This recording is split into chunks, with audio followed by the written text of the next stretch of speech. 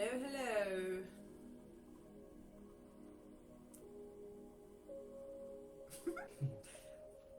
Hello. Hello. Hello. Hello. Not saying that again. Go to jail. Hello, if anybody is joining us, Hello. just going to go on the phone and see if anybody is with us tonight. Tonight. This evening. Right.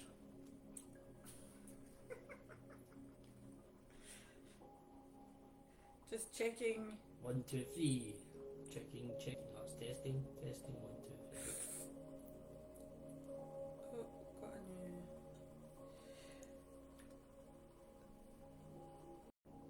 That's okay. Welcome. Just getting the live up on Facebook so I can see you all. Oh, hello. Hello, beautiful people. Hello, Marie, Hello, Teresa, Teresa. Wendy, Ramona, Wendy, Elizabeth, Ramona, Elizabeth. Jessica, and anyone else. I can't see the other names. And Christy. Hi, Christy, you're new here. Welcome, Hi, Christy. welcome. Welcome to the madhouse. It's lovely to have you with us. Alison. Hello, Alison. Alison. Maria's here too. Hi, Maria. Oh, hello, Maria. And Lorraine. Hello, Lorraine. Lorraine. Hello. Gary just repeats everything I say, by the way. I just repeat everything she says, but It's just like an echo. I'm gonna get an echo. Echo. So I'm welcome. like a parrot on her shoulder.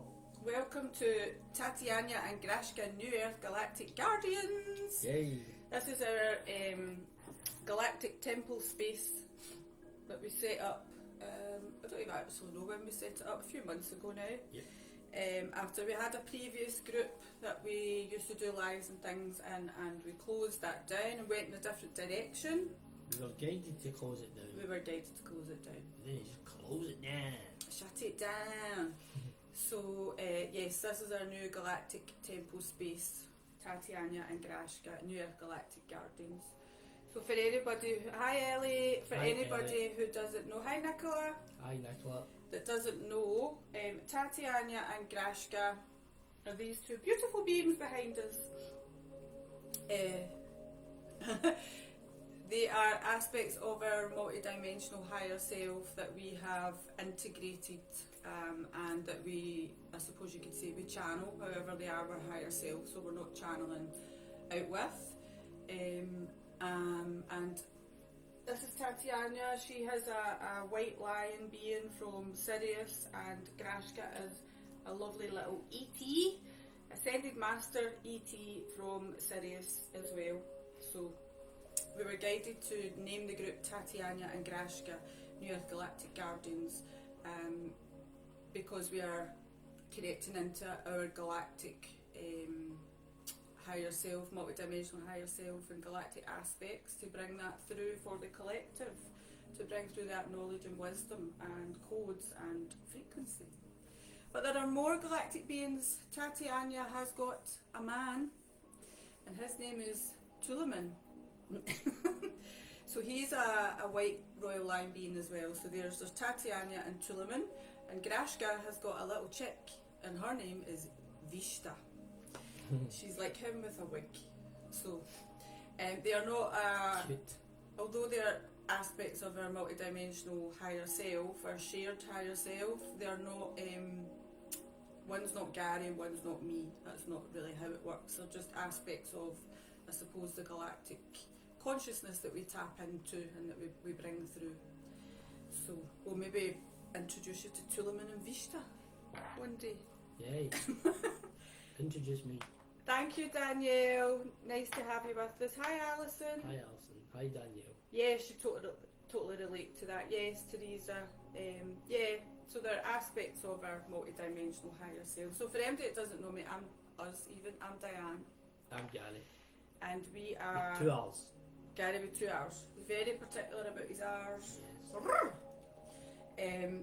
So we are, we're twin flames, we're twin souls, we are quantum energy healers, psychics, oracles, seers, mentors, ascension guides. We're also whole life coaches, wolf non-surgical practitioners. Shamanic drummers. You always throw that in, the shamanic drummers. I just throw that in for a laugh. Energy healers, energy workers. Wow. Yes, so we do a lot of different things, but that's about the gist of it. So this is our group where we go live usually once a month, and we do a collective kind of transmission and activation for the collective, whatever catch up. we're guided to do. And yeah, just to check in with everybody and see how you're all doing, and if you've got any questions. Yeah, so we go live in here. We also post kind of content. We've not been posting that much recently, haven't we? Not. There's not been much happening. There is a lot happening, but nothing's substantial. Nothing that we've been guided to kind of write about or share about. I don't know, I've got a couple of things through, so I'll share, I'll Nicholas, share them tonight. Nicholas here for the drumming. Oh, yeah. Ellie's, she likes it. Oh, she likes a bit of shamanic. Mm-hmm. So what we're going to do tonight is just check in with everybody, see how you're all doing, if you've got any questions or anything you want to share. And we're going to talk a little bit about divine union, what divine union actually is. Divine union, I suppose, relationships. We're going to talk a bit about masculine and feminine energies. And we're going to talk a little bit about twin flames, because that's what we are, as twin flames, and we are here to talk about that dynamic and share on that dynamic. I know it doesn't resonate with everyone, that's okay. We're all in a different level of consciousness and on a different part of our soul's evolution, so it might not resonate with everyone, but some people it might. Some people just like hearing about it as well, so we're going to talk about that. And then we're going to do a little activation, a divine union activation. So that's the agenda. Yeah. What are we we're going to talk about it then. I've got a couple of things that I've to read out that I got through. What are you going to do, Gary? Tell everybody. I'm going to put heed in you. That's Scottish for I love you. Aye. So how is everybody doing? I'm going to read a poem that I wrote. Yes, Gary's going to read one of his poems. That I just wrote it. Hi Michelle, thanks for joining yesterday, us. I wrote it. So Yes, Teresa, here to learn about twin flames. Yeah, it's good to talk about twin flames. There's a lot of distortion around the twin flame journey, and a lot of distortion in the teachings, and a lot of I suppose a lot of things put out to kind of throw people off, I think, and to discredit the connection and the dynamic and what twins are here to do, and to I suppose disrespect it. And yeah, there's a lot. I'll leave it there before I go into a big rant. and get shut down. Shut it down. So that's what we're going to talk about this evening. How is everybody doing, first of all? How are you finding the energies? Happy 2-2. This is an 8 today we were working out, so this must be a really good day for manifesting. It's the 2 and the 2 and the 2. No, it isn't an 8. It's a 10. No, sorry. But it isn't. Take that back. We lied. We've got that wrong. We can't count. Hi Emma. It's a 2-2. Yeah, so we're feeling, it's 2 to 24. 24, right? Yeah. We're feeling, how are we feeling? I'm feeling a bit tired, to be honest, I actually. feel alright. You feel okay? We did a womb healing on Sunday, an in-person womb healing, which was our first in-person group womb healing together. We do womb healing remotely, but this was our first one in person together, so we had 14 beautiful ladies there. And one beautiful man. And it was an amazing day. It was beautiful, wasn't it? It was such an amazing day of love and connection, and just womb reclamation. but even though we weren't kind of receiving the womb healing, That was still great. I've been releasing a lot this week related to the womb. A lot of emotions and things coming up, and yeah, it's feeling a wee bit. What's the mosh? No, more like a bit nippy, I would say. A bit like, a bit edgy. I would never have noticed. So I know a lot of you lovely ladies were at the womb healing, so you can maybe share how you're feeling. What you got for it? You've got COVID. Who has? What's that? Who's got that? Nicola. Nicola. Wow. I didn't even know it was still a thing. Get well soon, lovely. We're sending you lots of love and healing. Emma, it was powerful. It was amazing, out of this world. Oh, thank you. Thank you. Hi, Katie. Hi, Kevin. Hi, Katie. Hi, Kevin. Doing good. Yeah, hanging in there. That's good. As long as we're all doing okay, because it's tough, this journey at times, isn't it? It is tough at times. So, it's tough most times. Yeah. Can be. That is what we signed up for. Yeah. So, divine union. What is divine union? What do you think divine union is? What's your definition of divine union? I was asking you. Oh, you're asking me? Aye. Well, mine's it's not a total lover. It's not like a love story. For like people I think they're going to get into this twin flame love story, and it's going to be like beautiful forever after, and everything's going to be just like the love story, the fairy tale ending. But it's very, very hard, but it's beautiful at the same time. It's not like a hard as in like a 3D relationship hard. It's like the struggle and the arguments and all this kind of thing. We tend not to argue very much, but the thing is, when we argue, it's about things that are from past lives or future lives, or things that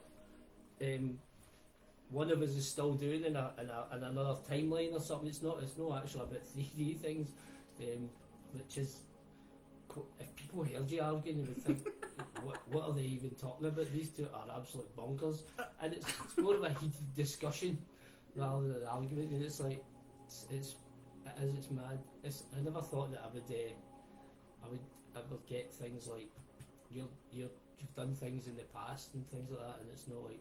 Not even this lifetime. Not even this lifetime. I'm still pissed about it. I've got to go and work on these things. I've got to shut down timelines and collapse things and cut cords, and it's mad. Then again, as I say, it is a beautiful, but it's a whole mission.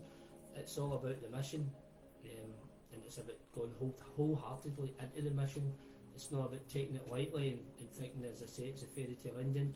Because there's a lot of shadow comes up, a lot of mirror work between each other. There's a lot of connection. It is pure love, unconditional love. It's love that you'll never experience in a 3D world. It's like alien love. Mm-hmm. That's how I would describe it.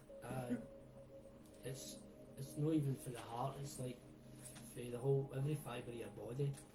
It's not just your heart. Can't imagine you guys arguing. We don't argue much now. No, we don't argue. As I say, we did argue a bit sometimes earlier, but we don't argue much now because we've been in union since 2021, June 2021, and then we get married in October 2022. So we've obviously, since we've come into union, we've been working in reunification of the soul, and working through all our distortions together. So I feel like we've achieved that now. Yeah. So we've done a lot of work. Yeah, we've done a lot of work. So we're very unified now, and we're very kind of on board with each other. That's the thing. So we don't really argue at all now, really. But we have had some great arguments. Like I say, it's mad when you're arguing about something for a past life or a future life. Yeah, Nicola, you maybe have been releasing since the activation, definitely. and it's just a purging that you're having. Definitely. Hi Jude, thank you for joining us. Yes, it is tough. And Jane, hello. So the Divine Union, you know, we had no idea that we were on the journey of, you know, twin flames or Divine Union or whatever you want to call it. I've never even heard of a twin flame. I don't know what a twin flame was. Never heard it. I'd heard the term soulmate and things like that, but twin flame just wasn't in my view, in my mirror. So funny. So we didn't know we were on that path. I awakened in 2018. I had my awakening after being completely closed off to my gifts, my abilities, my galactic heritage, and you know, having quite a lot of trauma in my life and a lot of disconnect from self and long periods of addiction. So just moving really from one really bad relationship into the next kind of narcissistic, toxic relationships where I really didn't value myself, and I was just getting into these relationships and trying to fix these really, really damaged individuals and ending up really damaged because of it. And then it was around 2018, after I had managed to beat my addiction and awaken to the fact that I was in a long-term relationship where my needs weren't being met, and you know, I was doing the same pattern, trying to fix the other person, not as destructively that time, but still doing the same pattern. When I awakened to that, that was when my awakening began, and it was actually triggered by ill health, because I had so many years of addiction and abuse and self-neglect that it left me with quite a lot of health problems. And after I managed to beat my addiction, which was 7 years ago now, that was everything, all substances, alcohol, anything. I never had an addiction to alcohol, but it stopped everything 7 years ago. It was then that I was left with these physical health problems and not really getting anywhere with the medical profession, which was ironic because I worked there and I'd worked there for 20 years. So I started to kind of see things in a different light, and I started to realise, like, the medical profession isn't going to help me get better. It's actually making me worse. I realised medication they were giving me and stuff wasn't really helping.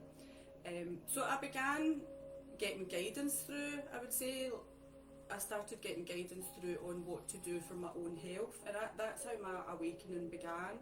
I just started getting little flashes of things, right, go and try that herb, go and try this, go and try that, and then I went down a holistic healing path, and that was the beginning of my awakening. So I started on a journey of self-healing on a physical level, I would say, which then progressed into self-healing on a emotional, mental, spiritual level.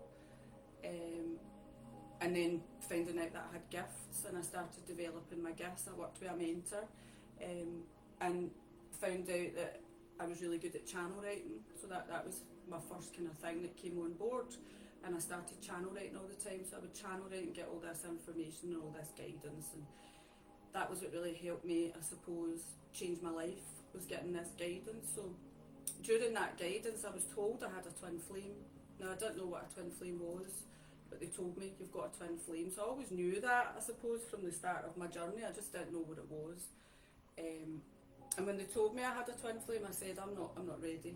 I'm not ready for a twin flame. I knew I was damaged. I knew I had to heal, and I knew that I had to get out of the karmic situation I was in as well. So I just continued on my own healing journey.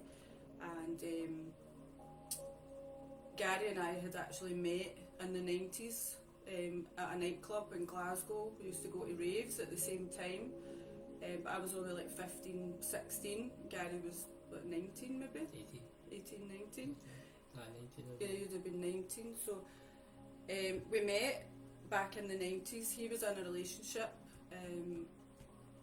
and that was our first initial meeting, we know now. That was our glimpse, and what happened was we met and we had an activation at that time. And then our memory was erased and we went our separate ways. So we met in that nightclub, and then basically went our separate ways for like 30 years, more than 30 years, on our own journeys, until But like, obviously I knew who he was. I always remembered him because I knew who he was, but it was quite vague. Like it was just quite vague. That's the only way I can describe it. It's like I kind of knew who he was, but there was a veil over it, if you like. And then in I think it was 2012, he actually popped up on Facebook as a friend in common with somebody else that used to go to this nightclub, and I was like, oh, that's Gary for the Hacienda. I'm going to add him. And I wouldn't normally have done that because I'm funny with people. So I wouldn't normally have added somebody, especially a man, because I was in a relationship. But I just knew he's a good guy. I'm going to add him, and that's literally how I felt. So I added him. That was 2012, and then I started observing his life from afar. The rocky road to, to craziness. So that was an experience in itself because, well, you can see. Well, it was just, for me, it was like up to the year 2000. I had a good life. I had my own business and all that, and I started my own business when I was 18 and built it up. And then when I was 30, my brother died, and that catapulted me into a dark night of the soul. So it did for 20 years nearly. So, but that was like, relationship broke down at the same time, a long-term relationship. So it was like everything was happening at one time. It was a sudden death, and it was like the first kind of close. It was probably one of my closest brothers, and it just kind of made me reevaluate life because I worked like 7 days a week, all the hours under the sun, and I had a good life though. I had loads of holidays. Well, a good life in a 3D world. I had all the things that you needed: nice car, nice house, nice everything, money and all these things and luxuries and holidays. But then it just kind of made me reevaluate life after he died and my relationship broke down, and it was like I just thought there's more to life. There's got to be more to life, and I just started kind of taking a step back and. Like, still had my business and all that, but I rented the vans and mobile shops and ice cream vans, so I just rented them out for a while, and then I just went on a kind of party mode and up and down into other relationships and out of relationships, and they were all kind of long-term relationships, so they weren't just like fly-by-night ones. So it was like I just couldn't find my feet for a while. I was like going through I was like in a stalemate. It felt like. But it was up and down, and then it was like later on, it was 2017-18. I tried to end my life in 2014. That was a kind of big turning point, and I pushed a lot of people away from me and things like that, and kind of lost a lot of friends and family as well through that whole journey. I mean, a lot of people were passing away, parents, other brothers, you name it, friends, loads of friends. Just loads of things weren't going my way, to be honest with you, but I'm still alive, still breathing, still being happy, still showing happiness, showing like putting a brave face on things that whole time. But I got to the stage in 2014 when I tried to end my life, and my mum and dad sent me back. They told me it wasn't my time and I was here for a big purpose. So that was a kind of turning point at that time, but I was still badly depressed and things like that, and suffering a lot, and it was a struggle until then I got sepsis in 2019. So that was through the same idea as Diane. It was a medical system, gave me tablets, and it destroyed my gut, and I ended up with urinary sepsis and almost died, and that was my turning point as well. So that was my big turning point. I just knew that I had to do something for my own health, and I just started looking into things, and that was me on my health kick journey. And then it was 2020 when I was in hospital again with something else. On the very same date that I was in hospital in the 2019, it was my birthday, 19th of October 2019, 2020, I was in hospital again with something else. So, and that's when Diane contacted me, and that was like when I realised that I was a vessel for other people's shit, and I used to take on people, and then just like they would give me other shit, and then I would be left in tatters. So that was my 50th birthday, so that was my best birthday present ever. Even though I was in hospital, it was like the best birthday present ever was meeting my twin flame. So that was obviously meant to be that way, and it's only now that I look back in the last 3 years, when I look back on everything, that everything went according to plan. Even although I thought it was like terrible at the time and I was struggling and with just life, just living, just I didn't really want for anything but just life. And I mean, I've wrote loads of poetry and things like that on my whole entire life through that time, and I used to post it on Facebook, so it's been well documented, like my whole entire life at that time on my old Facebook page. I've got loads of poems and all that. I've still got them all. Maybe one day I'll share them or I'll put them in a book or something, because there's like hundreds and hundreds of them. It was like a daily thing. I was writing poetry about my struggles and all these kind of things, and everything else, about drugs, about everything. Wrote loads of poems, and that kind of thing kept me going. I had that and drawing, doing graffiti art, and I was like kept creative. I kept creating things. Yeah, so Gary was, as he said, he was documenting all of this on Facebook. So I had obviously added him on Facebook in 2012 and kind of knew who he was, kind of remembered him from being younger, and then I started getting like really. My eye was getting caught with all his posts because they were so open and honest and authentic, and he was just talking about stuff that people don't talk about, like on Facebook, like raw, authentic, like pure, writing all these like really beautiful deep poems and things like that. So I think looking back, I was obviously like keeping kind of tabs on him to see how he was and Stalker.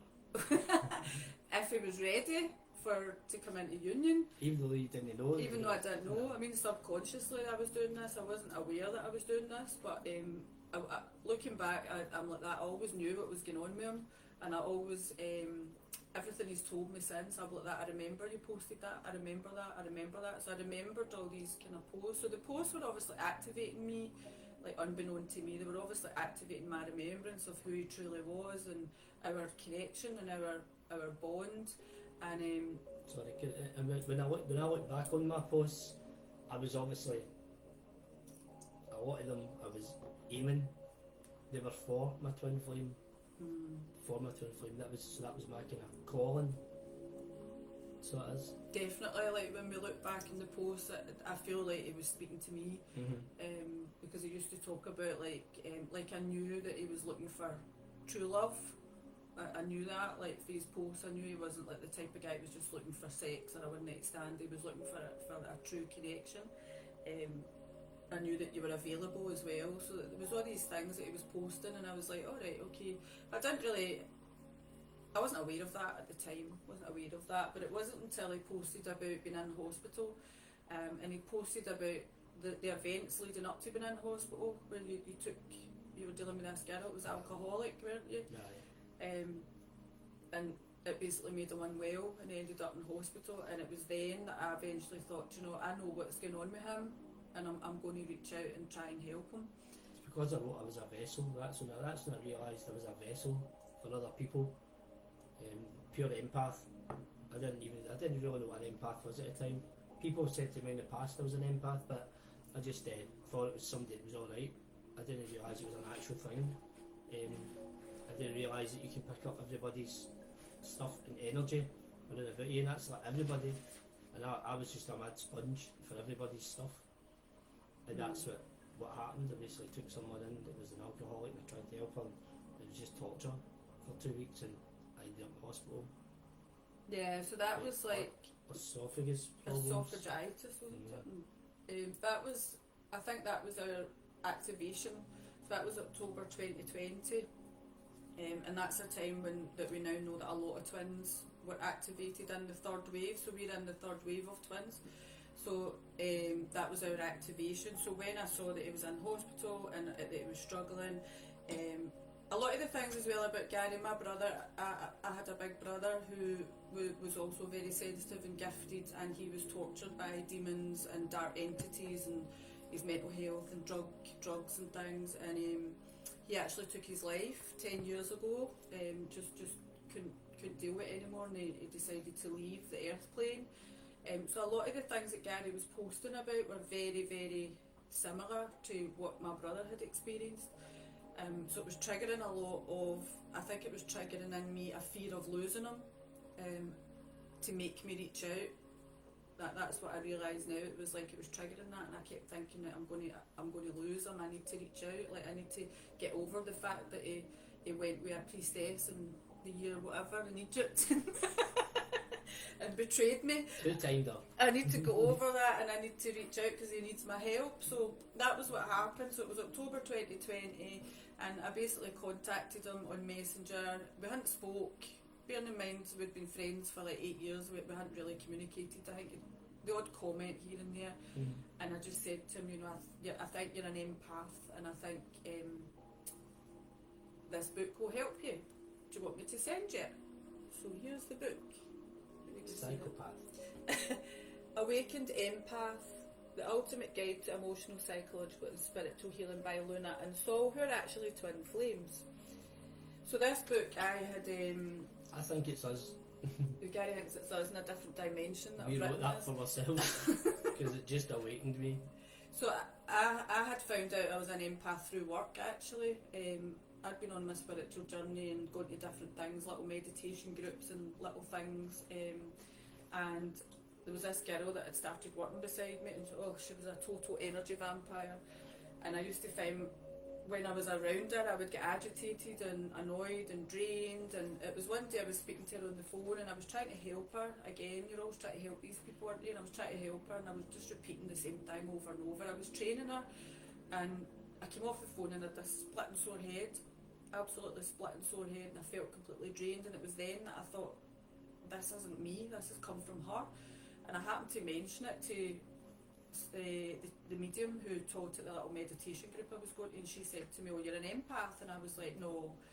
I said, I'm not an empath because I've read what an empath is. I said, I'm very strong, and I know that I'm really strong, so I'm not an empath. So I had it in my head that if you were an empath you were weak, you know, and you were you know, when you read about it, we're kind of portrayed as kind of weak, mild things, aren't we, that just let everybody walk over the top of it. So I think for me, I didn't really at first identify with that. I thought, no, that's not me. But then I went on to Amazon and I was guided to get this book, and I read the book, and it actually described word for word the relationship that I was in at that time, and I was like, wow. So this was a big part of my activation, which I then shared with Gary. So that was October 2020, and that was his activation, I suppose, for your spiritual awakening, really, wasn't it? Aye, definitely. And for our twin flame journey. So that was our initial activation. From there on, we spoke for 10 months, just on Messenger, literally just spoke on Messenger. We didn't phone each other, we didn't send pictures or anything. We sent pictures in the last month, but other than that there was nothing. Just speaking on Messenger, and we were just friends. I hadn't even looked at your Facebook page. No, I didn't even know what I looked Didn't even like. know what it looked like. just this woman I was talking to That sent me a book. sent me a book. That was what I used to say to people. This woman sent me a book. Woman? I'm a woman, yeah. I didn't know at this point. I'm younger than you. No. But because I hadn't looked on your Facebook or anything, I was like, and it's just like, and you were telling me about meditations and things, so that was it. Started with meditations and things like that. So it was like, that was when my journey kind of started, and I was getting tips off Diane and things like that. So I was trying to help him, like what we do, as usual. I was trying to help an empath for a change, and that's one of the things that not a lot of people can do, to be honest with you, when you're an empath, or when you're the strong one, when you're the fixer and things like that. When you need fixed, there's a lot of people just don't know what to do, so that like they just stay away. It's not their fault or anything. So it's like when you're the fixer all the time and you need fixed, it's quite hard for people to fix you because they think that you're just going to fix yourself. Yeah. So we spoke for 10 months, just supporting each other in the spiritual journey. COVID had kind of hit at that time. I was awake, I was wide awake, and I was working in the NHS, so that was bringing up another issue, you know, with what was going on with the agenda at that time, and Gary was being very vocal about it on Facebook, so it was like we were two kind of peas in a pod that were sharing our views and supporting each other, unbeknown to us that we were actually activating this ancient connection and bond that we had. I think I'm still shadow banned on that old one. I've probably known it for ages. Yeah. So that was basically what happened. So we spoke for 10 months. It was strictly platonic. There was no. I don't really think there was any hint of like anything like that. Oh, wasn't it? However, I think it was like a month. Was it a month before we met? I had a dream where we were intimate in the dream. Now, I was obviously channel writing during this time, and I was getting the guidance that Gary was a twin as well, so I was told that Gary was a twin, so I was telling him. Did you tell me? I told you.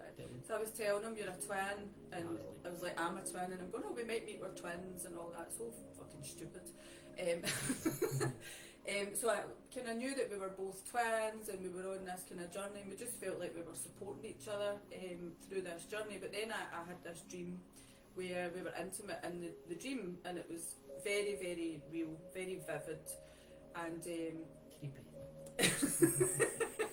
I thought, what the fuck are you doing? So it was real.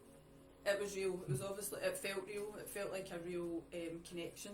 So that kind of changed. That's when things started to change, and I started to think like maybe there is more to this connection than I'm realising or I'm thinking.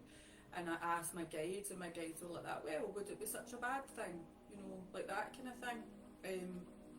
And they were encouraging me, you know, you're like you know, you deserve to be loved, and you deserve companionship and all of these things. And one of my favourite things about Gary, can I tell you this?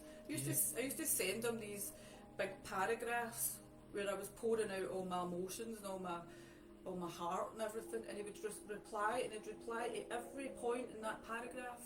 And I thought, I've been waiting on somebody my whole life to be able to do that, because that's what I do.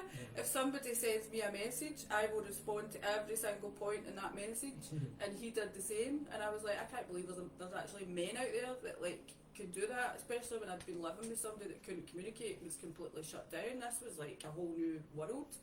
But anyway, after the dream where I was intimate, I happened to mention it to him, and I told him, and that's where things just switched, wasn't it? Completely. It was like the energy just totally switched into like, I feel like our Kundalini was awakened. Well, it was funny because the two is their Kundalini awakening at the same time as well. Because I did a Kundalini awakening meditation just off the cuff, didn't even know anything about it, didn't even know what a Kundalini was, and I messaged Diane, and you messaged me or something, said about it, and I went, I just done a Kundalini meditation. Strange. Yeah, so we both did it at the same time without even knowing. So that basically, I think, was our Kundalini awakening, and then from there on it was like really intense. That's where it really began to get really intense. The energy completely switched. It became very sexual. 50 Shades of Gary, wasn't it? And that went on for a full month, because I was still in a karmic living situation. Although me and my ex-partner had been split up for nearly 2 years, we were still under the same roof. And I said to Gary, I don't want to meet until, you know, that situation's resolved, because I'm not like that. So it was a full month that we were just kind of like really intense messages back and forth, and the sexual energy was rising, the telepathy. I was getting like beings coming and visit me during the night that had messages for them and stuff like that. It started getting really, really intense, and then we eventually met on the 17th of June 2021. That was when we met, and reunited that day, and within 4 weeks we knew we were going to get married. And I had resigned to not even getting in another relationship. Up to that point, I was like, nah, when I'm happily single, I'm leaving. I don't even care if I don't meet anybody in my life again. That's like just the way I was. Couldn't get into relationships. Shit at the end of them. So I was just, I didn't like breakups. I found it very hard and difficult with breakups. I thought I can't go through that again. But this time it's for real. This time I know it's for real. Yeah. So Gary was single for how long? 6 years. 6 years. And I think that was since I've tried to end my life. I think it was in 2014. I think that was a big part of it as well, because I could feel, when I look back, I could feel that he was ready. Like, I knew that he was ready. And when my guide said to me, you know, you've got a twin, and I said, you know, I'm not ready, I knew that I wasn't ready, because I had a lot of healing to do. I was really a wounded feminine, so I had a lot of healing to do, a lot of trauma and stuff to work through, and I just knew that I wouldn't be able to open up to somebody, because I'd struggled with that my whole life. So I just kept working on myself until I felt I was ready. And then when I felt I was ready, I sat down in meditation and I said to my guide, right, okay, I'm ready to meet my twin. And then the next day I looked out my back garden and there was 2 cardinals sitting on a branch together in my back garden. And cardinals aren't that common here. And as soon as I saw it, I was like, oh, there's a cardinal. And then behind it there was another one, like a couple. And I went and looked it up and it immediately said romantic love. And I knew, I thought, somebody's coming into my life. Oh. Unbeknown that he'd already been on my Facebook since 2012 and I'd met him when I was a teenager. So so that's our little story. So we've been together since 17th of June 21. We get married in the 25th of October 2022 on a beach up at Tarbert in the Highlands. Just me, Gary and my son and his daughter, just the 4 of us. Oh, the 2 dogs, yeah. And we've been, since we came into union, so somebody asked, I think, how long did it take for you to come into union? So I suppose 30 years. We were in separation for 30 years, but we didn't know we were in separation for 30 years. Once we connected, it took us 10 months from that initial connection to come into full union. Yeah, I would say we weren't even in full union then, but that was the start of our union. I'd say, like, since June 2021, we've been working on reunification of the soul, and we've now merged back into one soul. The first 12 to 18 months was all about releasing, letting go, and mirroring each other, and working through a lot of stuff. It's not like a normal love relationship, like to what you would fall in love, honeymoon period, all these kind of things. You do all these cinema and go to do all the kind of 3D things. No dates. No. There was one day we went ice skating last week. No, we did do dates. And it was very difficult because Gary was in a really dark place when we met. Yeah. Really dark place. He was living in a demonic house that had 5 portals in it. He was being tormented by negative energies every single day. He had a lot of polarity. That's the whole time I stayed there. It was 17 years I was in that house, and that was the whole time I had depression, I had dark night of the soul. So it was all connected. Like for 17 years I was going through that torture, and I didn't realise it was actually mostly coming from the house. So when we came into union, a big part of, before we could even start working on our distortions, was getting Gary to a place of health and safety, to be honest. And it wasn't easy. It was dark. It was really dark, and I used to go to his house, and because I was so sensitive, I would go to his house and stay the night. Wouldn't sleep a wink. You couldn't sleep in his house at all. I don't know how he lasted 17 years. I only slept 2 to 3 years a night. You just couldn't sleep. There was things flying by your face, touching your face. The energy was intense. Yeah. I actually had a camera on my ice cream van, so I had a camera on my ice cream van, and I used to see, as if it was like loads of people walking up and down my driveway every night. Like, I used to just think it was like a dodgy camera or something, but it wasn't. It was like spirits, and that was where the portal was, where they were coming in. And it was like, it was like thousands. It wasn't just like, and I could see like full-grown men and all that. I could see actual like men from like with flat caps and all these things, and people standing and looking at me. And I used to think I was going insane. But my friends used to see it as well. That was a good thing. Ellie's saying taps running. She must have experienced that. Aye, I had all that. I mean, I used to at night time. I mean, nobody would know that about what was happening, to be honest with you. But I was actually kind of, at some points I was petrified, to be honest with you, and that's why I didn't sleep much, because I was just getting woke up and getting choked and things like that. And a lot of the times I would drag my mattress into my living room and shut myself in the living room, because that was the only room that I felt really safe in, because every other room was just like there was just loads of shit happening in it. In the bedroom, I found it extremely hard and unbearable to sleep. I never ever told anybody about these things because people would have just thought I was crazy, because I was a bit crazy to people. That's the thing. People did think I was losing it, and I was losing it because of these things. But as soon as I get out of there, my whole life changed. Yeah. That's the thing. And people would think, like, if you said at the time I've got these things in my house and all that. I did tell a few people, but I didn't tell them about the extreme. I told them there was ghosts in my house and things like that, and there was a couple of them. But at night time, it was like the freaks came out at night time. It was actually during the day. As soon as it got light, I was up, pulling the blinds up. I was just trying to get the light in so that it would go away. I used to sleep with the light on and all that. It was a mad time, and I could spend weeks bolted in that room, like without even looking at the door. But also got the toilet and things like that. Just that's how bad it was.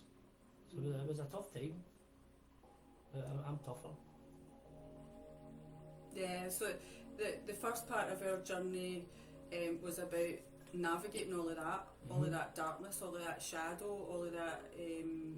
I suppose what we found out later was that it was a lot to do with karma, and contracts with negative, like ETs, negative beings and things like that. So when we eventually went to close the portals and things, there was a lot of like karmatic contracts and things that we had to close down. So it was a big baptism of fire into the world of spirituality and dealing with negative energies and things like that. And I'm just going to answer. I think there was a lot of spirits as well that were wanting passed over and things like that, and because I was so opened at the top, but I didn't even know I was opened. My whole crown was opened. I was getting all this information, so I could have, if I'd known at the time, I could have maybe tapped into it and assisted these souls, but so they were just coming to try and get through these portals, I think. Yeah, and it was near what do you call it, Levendale, near the site of an asylum. And one of the things the guide said to us was, there's like these lost kind of trapped souls that are, looking for somewhere to go, and they're seeing Gary's light, and they're like, oh, I'll go in there. And the thing is, it's like a lot of them used to get out day release, and they used to walk by my house every day because I stayed in the main road, and they would walk by my house, and if I was in the garden, they would stop, and they would sit in my wall and things like that, and I'd be like, what's going on here? And they would talk to me and all this, so I was like, it was obviously like they were guided. Even the ones that were still alive were still just turning up. Strange. It's only now that I can look back on these things and see the correlation between it all, but at the time I didn't really think it there. I just thought it's just people.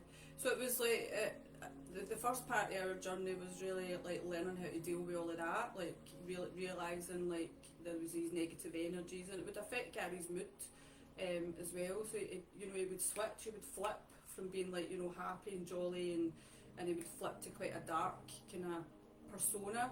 And that's why you need to be ready to go on this journey, because if I hadn't have done the healing that I had done up to that point, healing my own addictions, learning how to love myself, I could quite easily have been dragged the other way. Either into it, or you would or just left me to it.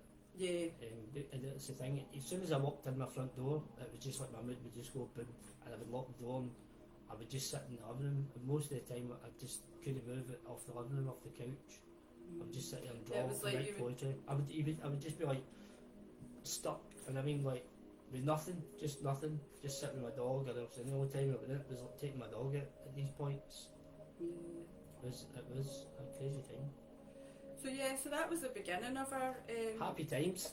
Yeah, and I was going to say, Teresa's asking, how do you recognise your twin flame? So I know you're saying that you're wondering if your partner's your twin. I think, Teresa, I'm sure when I did a practice with you before, I immediately got through to do a twin flame activation. I remember that. And usually I would only get that through to do for a twin. So I knew right away, I thought she's a twin. I can't tell you if it's your partner or not, certainly not in this live anyway, but recognising your twin flame for me, it's like, it was for the first time in my life, I didn't feel the other person's energy. that's the only way I can describe it, because I'm such an energy feeler. So everybody I've ever met, I've always been like, I feel their energy, or I just see into their soul, and I know what their shadow is and whatever. When I met Gary, I didn't have that. I didn't have that, like, because we're the same energy. So because we're the same energy, I just didn't have that, like, being able to read them the way that I was able to read other people. Whereas normally I'd be like, right, I can read you. I just didn't have that. And also I just felt so comfortable, like so comfortable, didn't I? Like the first day we met, we were sitting like drinking tea, we were legs over each other on the couch with the dog over us, as if we'd known each other like forever. Just having chit chat. Yeah, just sitting chatting. There was no like nervousness, there was no nerves, and it was just like, it's just really authentic. It's not the only way I can describe it. It's like an authentic connection that's just totally different from any other connection I've ever had. Like when I look back in my relationships, I've never really had a soulmate relationship. It was always like really dark karmic relationships I had. And when I look back, I always knew that these people weren't the right people for me, and that they were dark and that they were damaged. However, I still went there. But looking back, I went there because I knew it was part of my mission, and it was part of my lessons that I had to learn. But when I met Gary, it was like, I just felt safe for the first time in my life. Felt safe with a man for the first time in my life. That's the only way I can describe it. And yeah, how would you say that you know it? Yeah, me, I don't know. How did you know I was your twinnie? I didn't know you were my twin at this point. I just felt so comfortable, and just like it's like it was a remembrance. It was like there was nothing. It wasn't like the usual normal start to a relationship, or start to like anything with somebody. It wasn't like this pressure that was like you want to do this, and you want to try to like impress and things like that. It was nothing like that. No. It was just totally laid back and chilled, and it was just as if we'd known each other for years, forever. So it was like really special. So we've been together ever since. And I've actually been together since. Gary moved in. I was actually looking forward to like having some time to myself, because I need a lot of time alone. I was thinking, right, look, I've met him and it seems quite special, and we'll see how it goes. Well, and there was no expectations. yeah, and I was kind of thinking like maybe see him a couple of times a week or whatever, and have that time to myself for the first time in years. And no, it didn't work like that, did it? So you couldn't get away. What actually happened was the more that we were coming into union and connecting, and the more that we were starting to heal and activate each other, when Gary came here, he said for the first time in I don't know however long, he felt calm and he felt at peace. And wasn't he tortured? Yeah, in this our home now. And he was really calm here, because in his own place he was dead agitated, up and down, couldn't sleep, mood switching, but he came here and he was really calm. And then the more we would come here, the calmer he felt, and then just you ended up coming here, didn't you? It was that tortured with demons that he came here, and he was really unwell, and he just slept for a full week on the couch, like with Poppy, his dog, our dog, for a full week, didn't you? 7 days. No. And I just left him. I just my son was like, that. Who's that guy on the couch? Is he dead? Is he going to be here forever? He actually woke me up one morning and he went, there's a spare room up there if you want to go up to the bed. So they did, it was quite cute. So he was here for like a week, and that was only like, I think that was in November, wasn't it? After we just met. So it was only like what? 2 months, June, 3 months. July, August, 5 months after we met. And then after he'd kind of recovered and went back to his own house, he just turned around and says to me one day, I can't go back there. Like, I just can't go back there.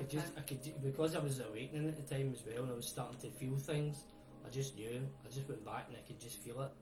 I just knew, and I was like, I'm going to be tortured in here again. I just can't go back there. I was never happy in that house, to be honest. I knew I wasn't happy in that house, but it was like, it kept me there. That's the thing. They kept me there, and they kept me in that zone.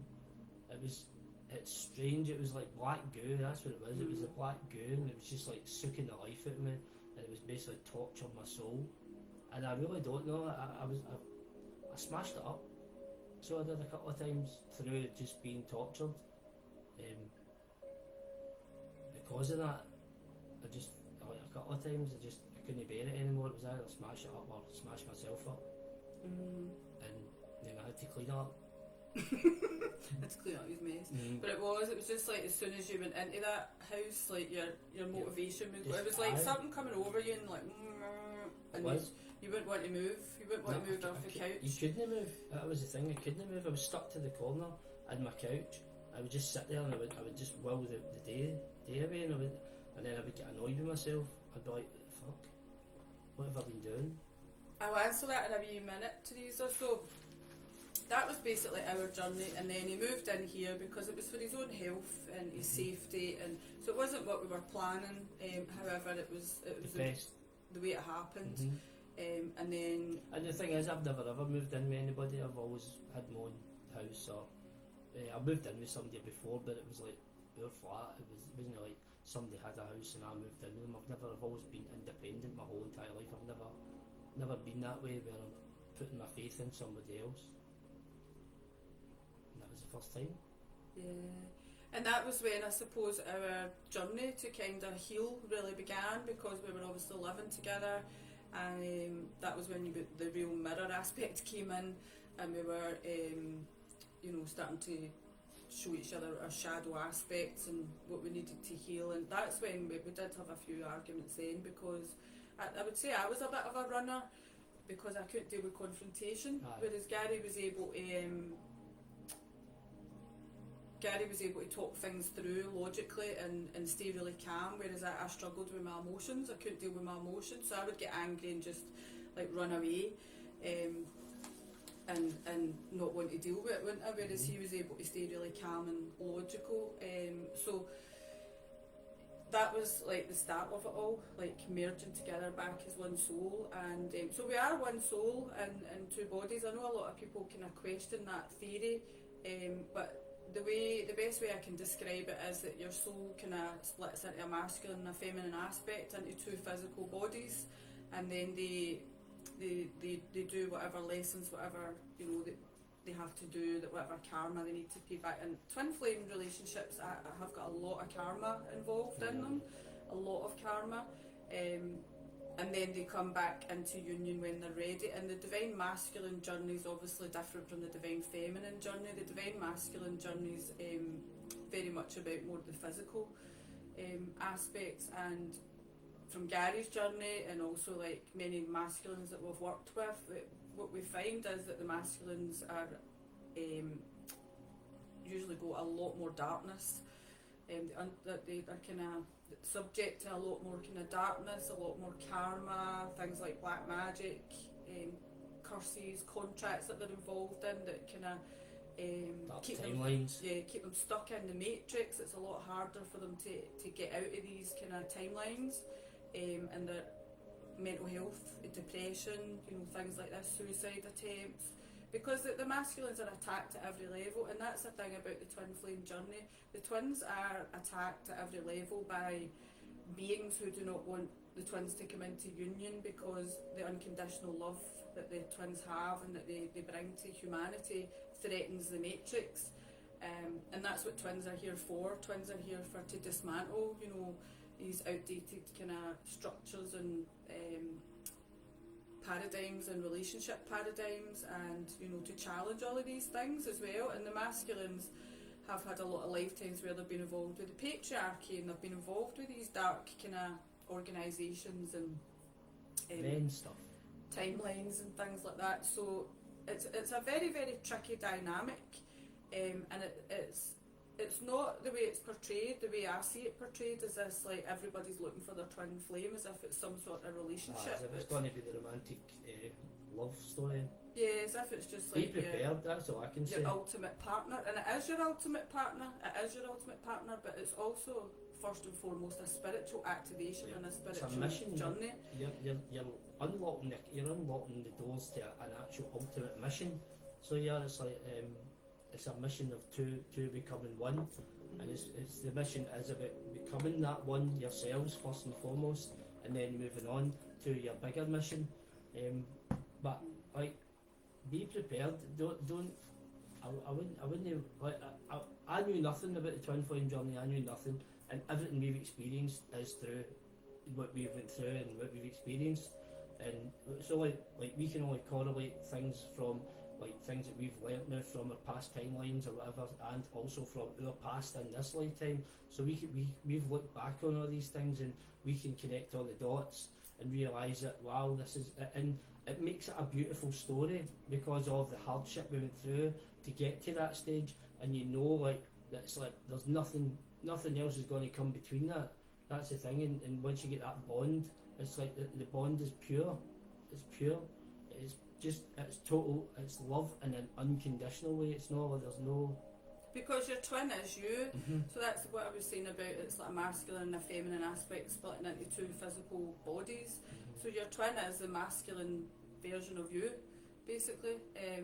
So your twin is you. So when they talk about, oh, your twin's you, your twin is you, and that's why, you know, you have the mirror effect, because it's the same consciousness reflecting back to the consciousness, and that's why it can be so challenging, because your twin won't tolerate you not being your authentic self. Yeah. So whereas another person would tolerate you not being your authentic self, your twin won't. So your twin will point out every time Pick the holes. you're not being your authentic self, or every time that you know you've got healing to do, or that there's wounding that they're picking up on, or anything like that, your twin's going to call you out on it. And that's why the dynamic can be quite challenging, because you don't get away with anything, you can't hide anything, you can't fool your twin. You just can't. Yeah, because it's yourself. Yeah. Because you know yourself. So there is a lot. I feel like it's kind of portrayed as this kind of romantic relationship, and you know, people will say, "Oh, you're so lucky you've met your twin," and we are lucky. We're lucky beyond belief that we've reunited. However, the path to meeting each other and reuniting was really dark, with a lot of trauma and a lot of karma to work through and pay back, and also a lot of stuff to work on since we've been in union. So it's not just all with the roses. It's like we've got a lot of like past lives and stuff. So yeah, and it is like a mission. So our life. It's not like a mission. It is a mission. It is a mission. So mission. Like our life is mission based. So our life is about service. It's a life of service. So when you're a twin flame and you come into union and you're you know, a twin soul, it's about mission. It's about service. You're here to dismantle the kind of negative paradigms around relationships, these unhealthy relationships, and you're here to challenge all of that. You're here to anchor in unconditional love. You're here to anchor in the codes of unconditional love. So it's a mission first and foremost, and I would say that comes before the relationship as the mission. Like our relationship is quite often takes second place to the mission and our service and what we're here to do, to be quite honest. The relationship is the mission, so it works. So it's it's a complicated dynamic, and the thing is, we're still learning. We're still being taught every day. It's not, we don't know all the answers. We don't know all the every in and out of the twin flame. We're still on the experience, on the journey, on the mission. So I mean, it's like anything else. It's not going to be the same for everybody. No. So that's the whole thing. Don't just take our words. This is just our this story. This is just our journey. Yeah. Our journey, and it's like, so whatever your journey's got coming, that's what your journey is. If you're a twin, just be prepared. That's all I can say. Be prepared for the unprepared, because it will knock you sideways, but it will be beautiful at the same time. That's the thing. So it's like, don't think you're going to get in and everything's going to be bliss and it's just going to be this never-ending love story. It's what you're going to be doing, because you're not in a relationship in a 3D world. You're in a higher dimensional mission. And because the twin flame, or the herogamic union as they call it, is attacked at every level, you know, there's all different things that are put in place to try and prevent the twins coming into union, that attacks the feminine, that attacks the masculine, you know, our sexuality is attacked, all these kind of things. Because of that, the twin flame journey, I suppose, is a a journey where you learn how to transmute all of these things to love, how you learn to beat all of these obstacles that are put in your place, in your way, from the patriarchy, from, you know, like sexual programming, from, you know, demasculation of the masculine, all these things, and are things that are all in place to try and prevent the herogamic union and the divine unions on earth. And part of the journey is learning how to transmute all of that to love. Navigate. And navigate your way through it and not getting caught in the pitfalls of, you know, the darker energies. And it can be challenging, you know, you can have people coming in that try and get between your union, and people that are drawn to like the masculine. You get a lot of women that are drawn to the masculine because it's that divine masculine energy, which is not that common, so they get very drawn to it, and then they want to come in between you. You also get things with past lives coming up, so Mm-hmm. you can have people coming into your reality that's actually backstabbed you in a past life or something, so, or done something, came between you in a past life, or so these things can come up as well. There's lots of things, but like I say, it's like you just need to navigate them.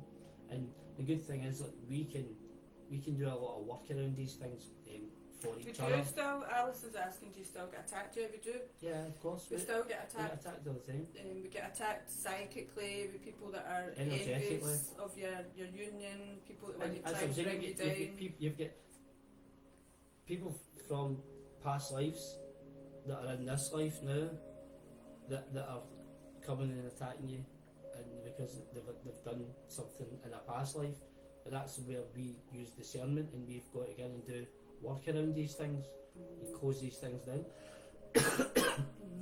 Yeah, And we that's- do. We you still. see like patterns repeating, and when you look into them, you know that where they're coming from. Yeah. I think as well, because we have come into reunification of the soul now, our vibration's higher and our frequency's higher, so it's a lot more difficult for people to affect us, for negative energies to affect us, whereas before, earlier in the journey, it would affect us and we would end up arguing, especially say when we were going to do lives and stuff like that. There's always something. There would be Every time. something negative would come in and try and stop us doing lives, or But we learn how to navigate that as well. That's the thing. We've learned how to protect ourselves. if we were going to do Impeccable. sessions as well, see if we were going to do sessions with really powerful people, the negative energies would come in and start affecting the technology coming between us. They would jump onto our dogs, so for the dogs, like attacking each other and stuff. There's been all sorts of stuff that we've had to work through and navigate, but I would say that now we're in a much stronger position, that we're Vigilant.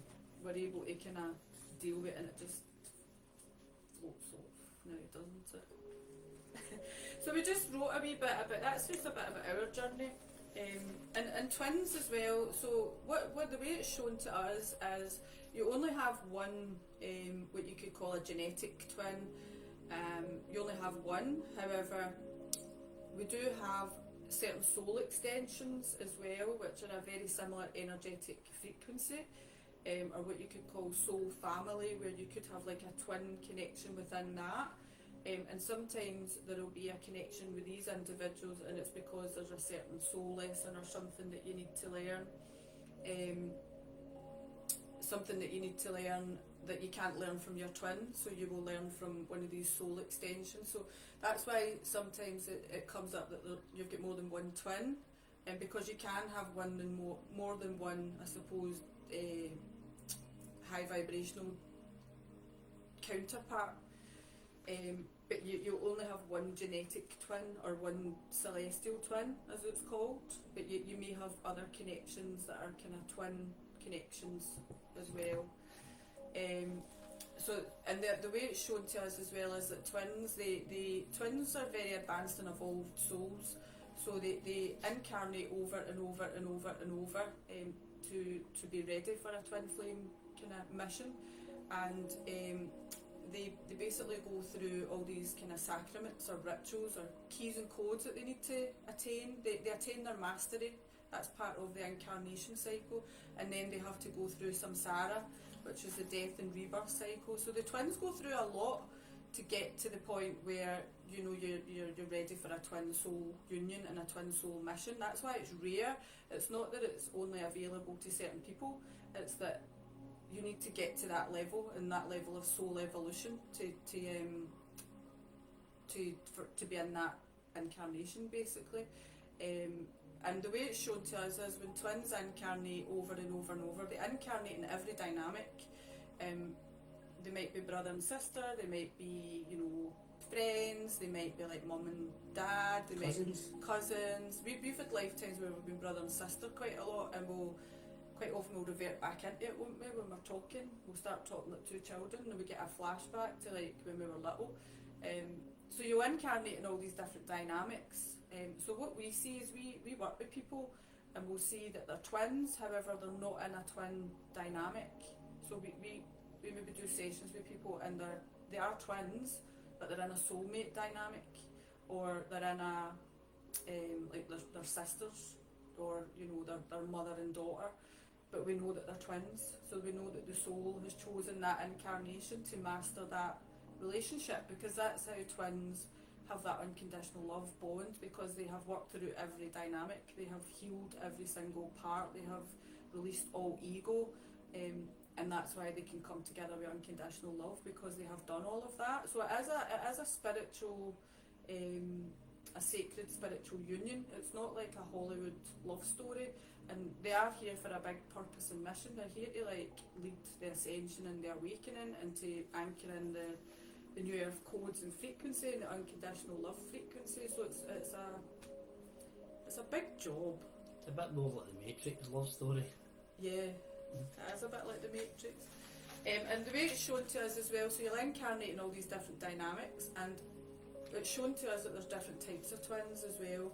So there's like collective twins, there's starseed twins, there's monadic twins. Monadic twins split at a really high dimension, and you get twin souls. So there's all these different dynamics of twins, and they maybe are not all on the same mission, because they need to incarnate in all of those dynamics to be able to incarnate as the twin souls who are then ready to like ascend together.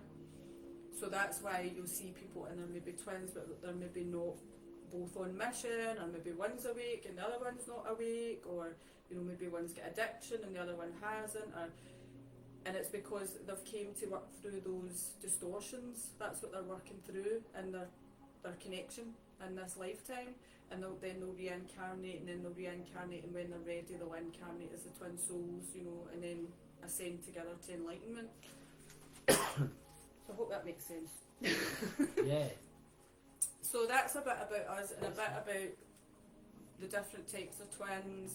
There's also 3 waves of twins as well. There's wave 1, wave 2, wave 3. We're the third wave, which are the ones that were activated in 2020, who came in to bring in the unconditional love frequency. The earlier 2 waves of twins had a bit of a different mission. The first wave of twins were here to dismantle a lot of the old Matrix kind of paradigms. So they did a lot of the groundwork for the later twins to come in, and then the second wave of twins were all about connecting the heart and mind back together, and working through programs of mind control and things like that.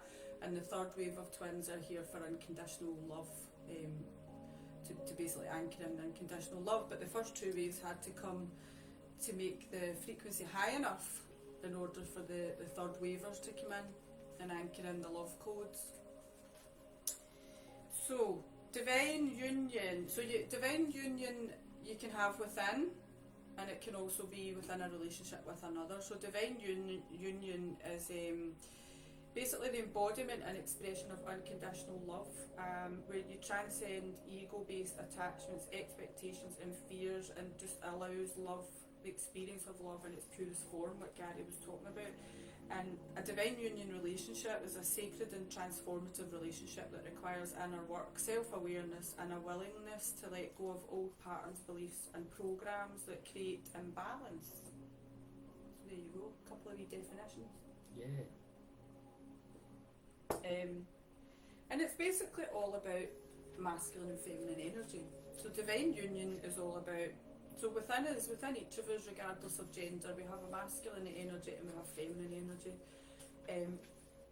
Divine union within is about balancing your masculine and feminine energy, and if one of these energies is out of balance, the other one will be too.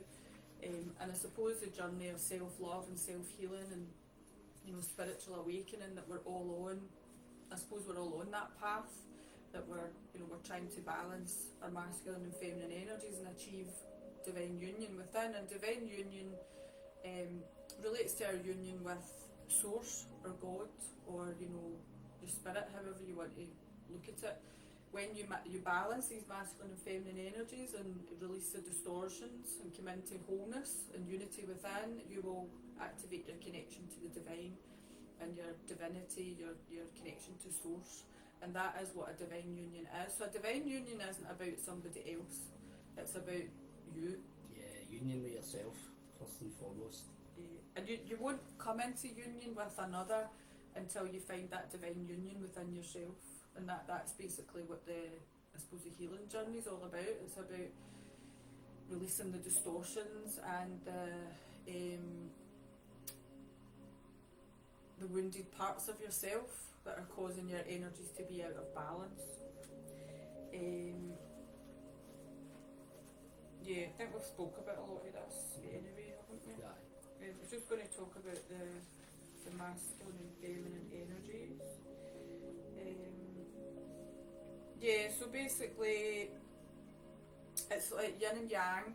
It's a good way to describe it. So that helps to, I suppose, explain what divine union is. So you've got the dark aspect and the light aspect that come together to make a whole, and then you've got a little piece of each in the other.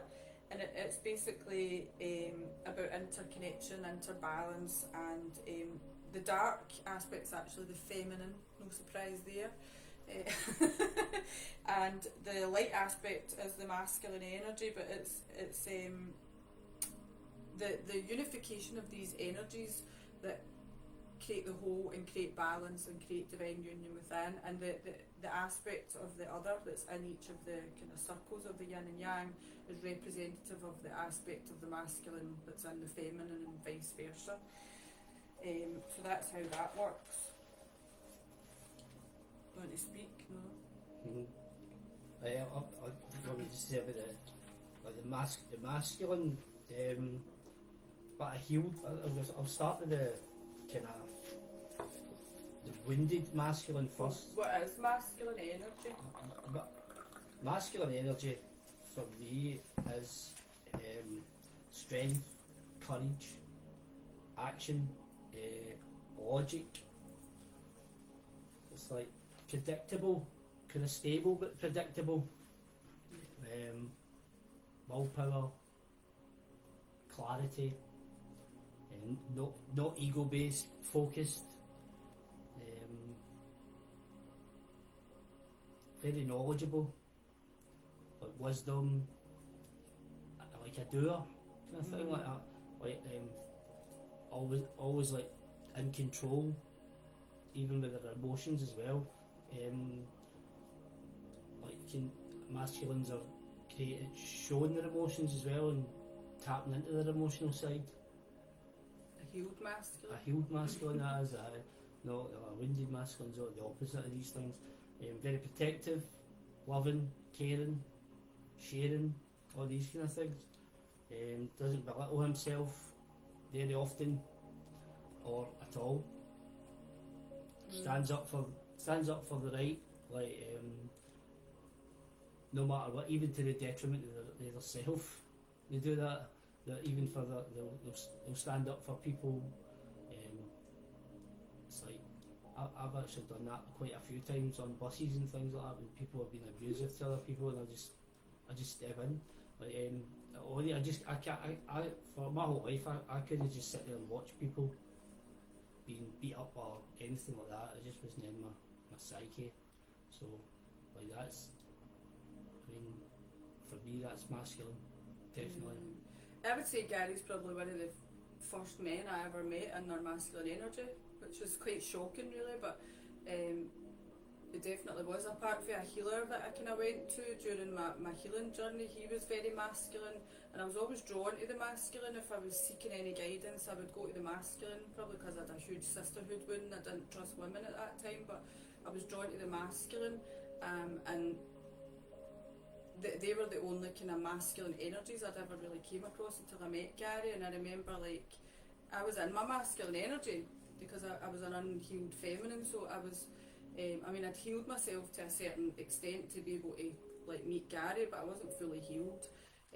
So I was very much in my masculine energy, so I would resist because I wasn't used to a masculine who was going to challenge me and who was going to, like, who was able to, like, read me and was able to say, you know, that's not right, and, you know, don't do this and don't do that, you know. Not that he was telling me what to do, but, like, he would stand up for himself, and he would express his emotions and express his opinion, and I wasn't used to that at all. And I used to resist you a lot, didn't I? I used to, like, fight back and resist. And I remember he said to me one day, he said to me, do you know, you've never been handled correctly. That's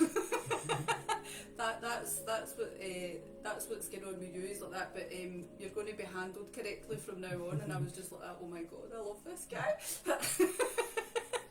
So it's like, it's about that, I suppose, having the what's the word? Like being masculine enough to be able to hold the feminine. So when the feminine is being, like, maybe emotional or, you know, resistant or whatever it is, like, being strong enough to lead and you know, have conviction, isn't it? That's very much so. So I found it a struggle to adjust to that masculine energy because I'd never came across it before. So it was a big change for me, but it made me, that makes you fall back into your feminine. So when the masculine is being masculine, you've got no choice but to fall back into your feminine energy, and you will fall back into your feminine energy because you feel safe and protected. I think that's the thing, when you don't feel safe and protected, you look to protect yourself and make yourself safe, so you fall into that masculine energy. So yeah, definitely, even though Gary had a lot of, like, issues, if you like, darkness, things to work through, it was very much a healed masculine in a lot of aspects, right for the off. A lot of these things that he's describing, he was like that, but it was just that he was tortured with the darkness and the demons and stuff. So Aye. yeah, That's a bit. It's just things like they always, like, I always knew always had my life mapped out since I was 14 as well. Like, they always kind of know their destiny, and I always knew I was here for a big purpose as well. These kind of things. So, like, in everything, I remember when I sat down with my dad, and I hated school. And at 14, I says, I'm going to leave and I'm going to start my own business, and I'm going to just do my own thing, and I'm going to get this, and I'm going to do that, and everything. And at the time, he was like, whatever. He knew I hated school anyway, because it's a long story, that one as well. And I did, and I got my own business at 18, and I built it up from there, like, my whole life. And everything that I said to my dad that I was going to do, I did do. So I did. And right up till now, I've still done it, but it's like there was a blip in my dark night of the soul. That was, like, the only bit I'd ever foreseen. Obviously, because that's that you're not meant to see that part. That's your learning curve. So, like, when you go through all these dark things, just remember it's a learning curve. and the feminine energy. So feminine energy is more about compassion and intuition, creativity, nurturing. It's more flowing and connected to the cycles of life, and you know, being in a more receptive state. And the thing about somebody who's really in their feminine energy, they're very much authentic, and they don't conform to the rules, I suppose, or the societal norms of what's expected of a woman, because they only really listen to their inner guidance and their inner compass, and they're taking guidance from source and from the divine. So that's their guidance, and they know who they are, and they're very authentic, and that it's about the energy of creation. The true feminine energy is about the energy of creation, and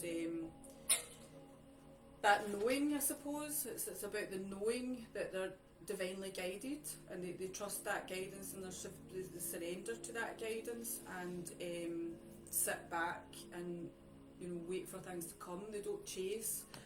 Whereas I think quite a lot of the times when you're a wounded feminine and you're in that masculine energy, you are chasing, and you are like very much action, doing, logic, you know, chasing your tail a lot of the time. So that the feminine, healed feminine energy is more about being receptive and, you know, letting things come to you and creating, and then being in that space of just knowing that your creations are going to come to fruition, like you're instantly manifesting without trying.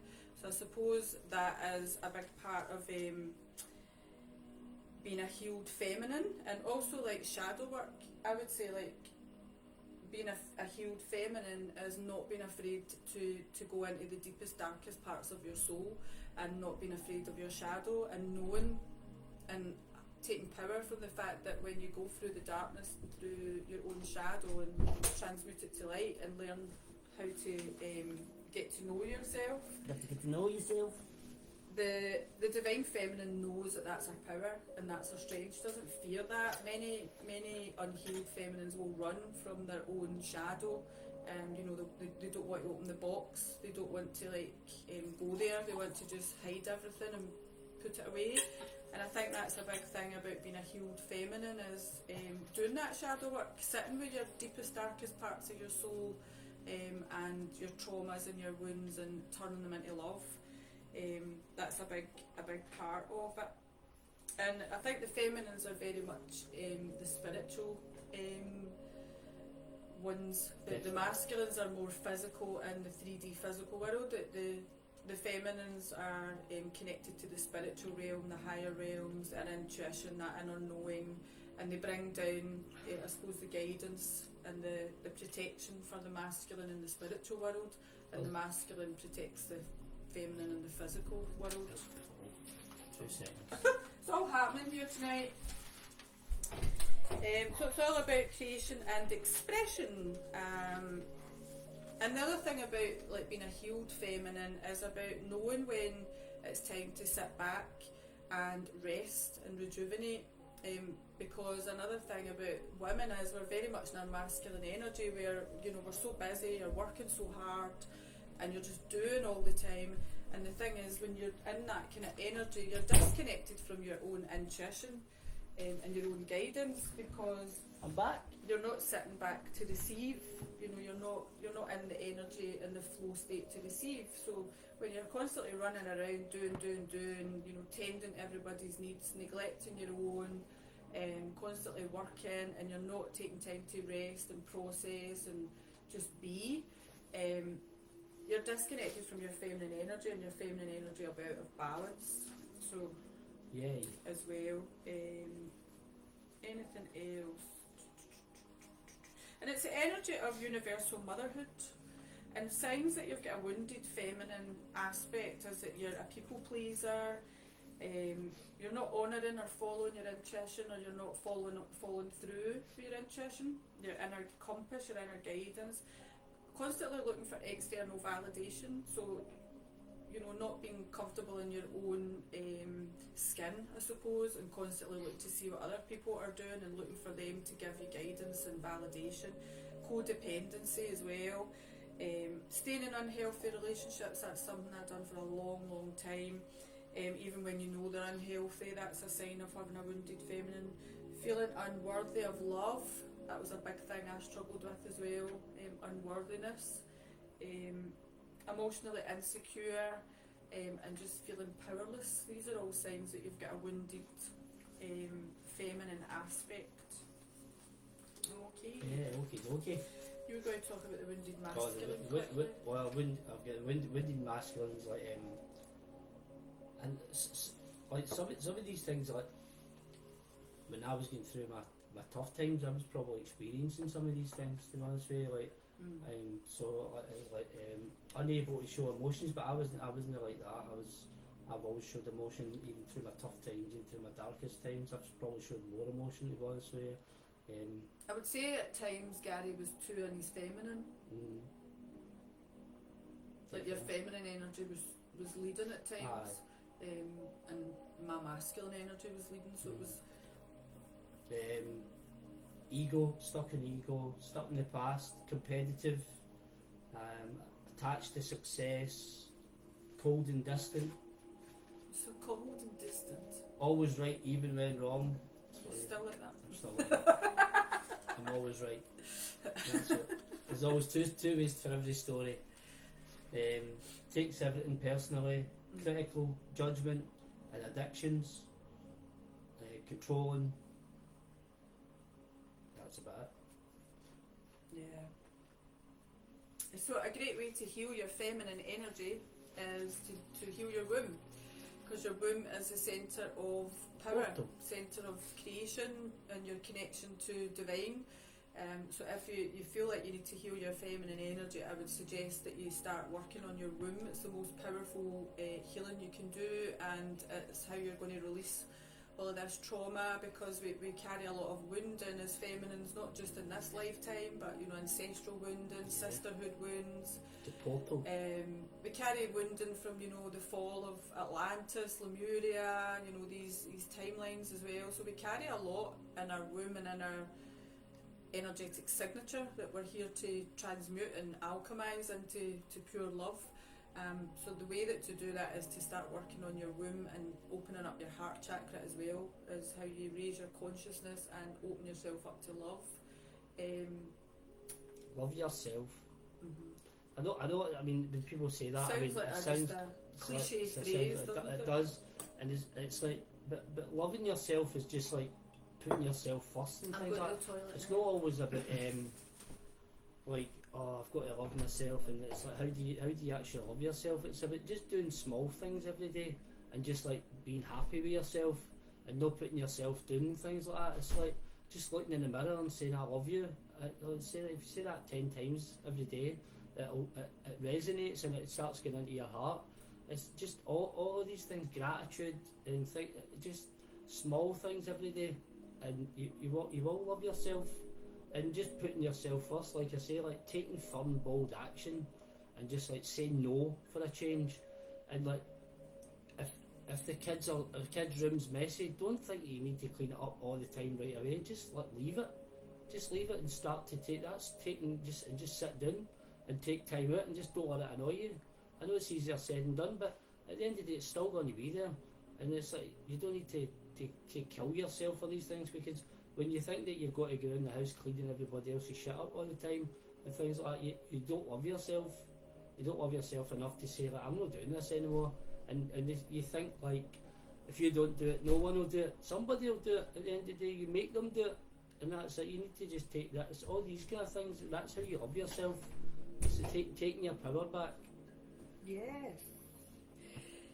Yeah, in your masculine energy most of your life. Yeah, I think a lot of women are, Teresa. That's the thing. It's a lot of us are, and I suppose that the healing journey is all about healing these feminine wounds so that we can be in our feminine energy as well. But the twin flame dynamic is perfect for that, because you're pushed into your feminine energy because you've got a divine masculine. But women have been pushed into the masculine energy as well, through life, through the whole disconnection from the sacred marriage and things like that, or the nuclear family. I mean, people have been pushed into this all their whole lives, like for the last 100 years. Women have been like masculated and men have been demasculated. So women need to step up to the mark, and it's sort of do with women empowering. Women think they're empowered. I mean, I don't mean this in a pure male chauvinistic way or anything, right? But women think they're empowered because they've gone to work and things like that, but they don't realise that it's actually taking their power away, these things. So it is to an extent. And I mean, people will have a different view on that, but that's just my view. And women should be catered for. Women should be nurtured. Women should be loved. It's like men should be the man that goes out and provides. He should be the men should. You shouldn't need. Women shouldn't need to go and have to work like the same as men so that their kids are like stuck in a school and things like that. Women should be nurturing the kids, and men should be. And this will probably stir up people, but I mean that's just my view. And I mean I don't mean that in like women should be stuck in the kitchen and things like that. I mean like men should be looking after women at every level. That's the way it should be, so that women can be feminine and be in their feminine power. When a woman's in her feminine power and their feminine energy, nothing can stop them. Nothing, because they'll be totally like in their power. That's it, and love themselves. Women should be taught to love themselves first and foremost, but a lot of women are taught not to love themselves. That's why you see a lot of things like changing in the world. You see a lot of young people with like Botox and things like that, because they're taught that they're ugly. They're not taught to love themselves for what they are and who they are. A lot of people are just like this. I don't know. This word for Body dysmorphia? No, it's something like no dysmorphia. No, it's disconnected from their femininity. Yeah, But it's an that's a bit of a agenda. rant, but It's agendas. that's That's just my what view. we're talking about. There are these agendas that are out there, and they're attacks on the feminine and the masculine, and the feminine's very much attacked because of our looks. And you know, after you get to a certain age, you're unattractive, and you need to look like a certain way in order to be attractive. So all these people we're all going out and getting Botox and fillers, and I've done it myself. Botox and fillers, and thinking if you've got a wrinkle, then you're unattractive. I love my wrinkles. And it's programs that are attacking the feminine, and it's the same with like men. There's pornography attacks the masculine, attacks the masculine sexual energy, and keeping the masculine stuck in loops of addiction where they're addicted to the high of the dopamine from the pornography. So it's disconnecting them from normal, gambling, football, whatever it is. It's disconnecting them from normal or healthy relationships with Disconnecting them from their emotions. Yeah. As well. healthy relationships, and because they're seeing this kind of fake idea of relationships and sexuality. So everything's attacked, like sexuality, sacred sexuality, the marriage, and whether you want to work or not. It should be a choice that you have to work, but it's like women are like they're having to work to provide, and then they're stressed, they're running on empty, running on adrenaline, doing everything. So they're not just working, but they're looking after the family, looking after the house. They're still doing all that stuff. And they've still got a man who's not in his masculine energy, so they're doing everything. And then what's happening is they're just dumping like adrenaline into their body, which causes poisoning themselves, disease. Yep. And that's how you get health problems. So it's just a big mask. So that's the way it is. You're right, Alison. That's right. The family unit. It is destroying the family unit. And it's a deliberate attack. Yeah, of course it is. So there's all this stuff because about when we're not in our balance, it's like we're totally out of sync, and it's all done by design. So it's not just. And the thing is, when you're in that state, you can't connect into who you truly are as a woman, and you can't connect into your gifts and your ability and your intuition, because you're not in the present moment. And you are the portal. You're not stopping to reflect and just be, so you can't ever find your power, and because you're running on empty all the time, your womb's unhealthy, your connection to yourself is unhealthy. Sexuality, everything. Sexuality. You're too tired. It's like that's the thing. Attacking relationships. You're too busy to make love because you're both out working all the time. So it's all of these things that are attacks on the sacred marriage. Yeah. And designed to separate men and women, cause division as well, like feminism, toxic masculinity, all of these things. It's all like men and women aren't supposed to be equal, they're supposed to be in balance. And working together in the yin and yang.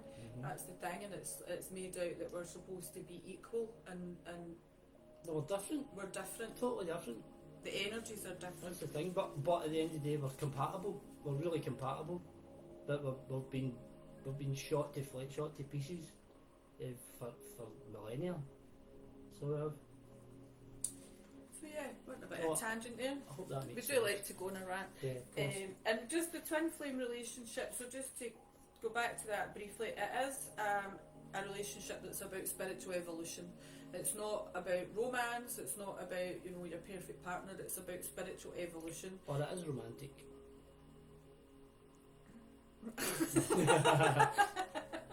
What a bitch. What is romantic? The soul is multidimensional. That's what we need to remember. The soul is multidimensional. So there's many layers to the process of ascension and soul evolution, and it's the same with twin flames. There's many layers to the twin flame journey, and many different dynamics and aspects coming into play there as well. And there's a lot to it. It is an ancient sacred marriage and bond, and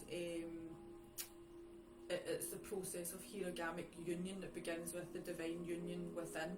That's basically where it begins. You making faces? No, I'm just enjoying it. And the Makes soulmates, so soulmates are a bit different. Soulmates are very strong connections as well. Usually like people that you've incarnated with a lot of times as well, your soul group, so you know them very well, and it does feel familiar as well. And a soulmate will be a very supportive connection as well, so soulmates will support you, and they're very loving. But I suppose the difference between a soulmate and a twin flame is the twin flame is your mirror, who's here to like highlight your shadow aspects, for you to heal and evolve to a higher vibration, and for you to go on the ascension path together. Whereas a soulmate connection will be very loving and harmonious and supportive, but it doesn't push you to have that spiritual growth and evolution that a twin flame dynamic will. And then you've got karmics. Welcome to yourself, that's what a twin flame is. Yeah. Karmics are to teach us a lesson, to teach us growth. So you get karmic partners, and then you get karmic relationships. So you could say a twin flame relationship's karmic, because it's all about learning lessons, healing, shadow work. But you've already done a lot of work by the time you get there, and you're strong enough to understand it, and you're healed enough to an extent as well. Whereas with a karmic relationship, a real karmic, it can be toxic. Yeah. The karmic partner is usually something that's quite short and quite to teach you a lesson, and it can be like toxic, or toxic. It can be like really toxic and really quite traumatic, a karmic relationship, because you can really form traumatic bonds to a karmic relationship and keep going back and repeating that pattern, because you mistake the strong emotions for like really intense love, I suppose. And you need to escape that karmic loop in order to learn the lesson. So you get karmic relationships, and all relationships are karmic really, because they're all here to teach us, and they're all here for our soul's evolution. That's what the purpose of all our relationships is, whether it be romantic or friendship, family. They're all karmic, but a karmic partner is a bit different. That's usually a shorter relationship where you'll get a short, sharp shock. That's not easy to say. Sharp. It's not easy to say. And the difference with a twin flame relationship will come when you're ready for self-mastery. So when you're ready to step into self-mastery, and you're ready for deep soul growth and transformation, that's when you'll be ready for a twin flame connection.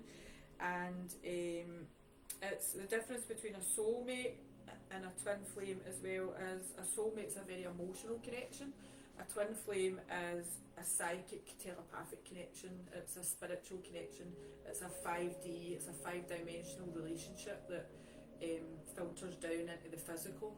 So that's the difference, I suppose, between a twin flame and a soulmate. And relax. And breathe. So that's basically all we were going to talk about. I think Gary's got some nice words he would like to say. Okie dokie. I'll just find them. Yes. But we've still got them. I have. And then we'll do a short activation. So the first one's a poem I wrote yesterday. Oh, look at the time I wrote it at 0818. So it was an 888, so again it's all about the 8. So All the 8s. a poem on twin flame, it's called. It's not about me or my twin flame mission. It's about coming back to oneness for that lifetime of fruition. Fruition of unconditional love from God's source above. It's not about how good others are on the mission. It's about dramatically changing your life and breaking old human traditions. It's all about oneself and becoming one's love. Remember, your higher self is guiding you from up above. Everything you know is waiting on you taking that reign. There will be challenges and people will think you're insane. It's all about staying on course. It's detaching from the 3D, a 3D divorce. Like running through deep mud on an army course. The great thing is you're the leader of new ways, the paver of unconditional love each and every day. When we all become one, the light shall shine bright and dark will go away. It's time to step into that mission, full power. It's now time for an unconditional love shower. Shower yourself in the unconditional love ray. Step into your power and lead the way. For it is time as we are not going away. Love to all and all to love. Yay! And then the next part's just something channeled in. Just a kind of word of encouragement and things, I think it is.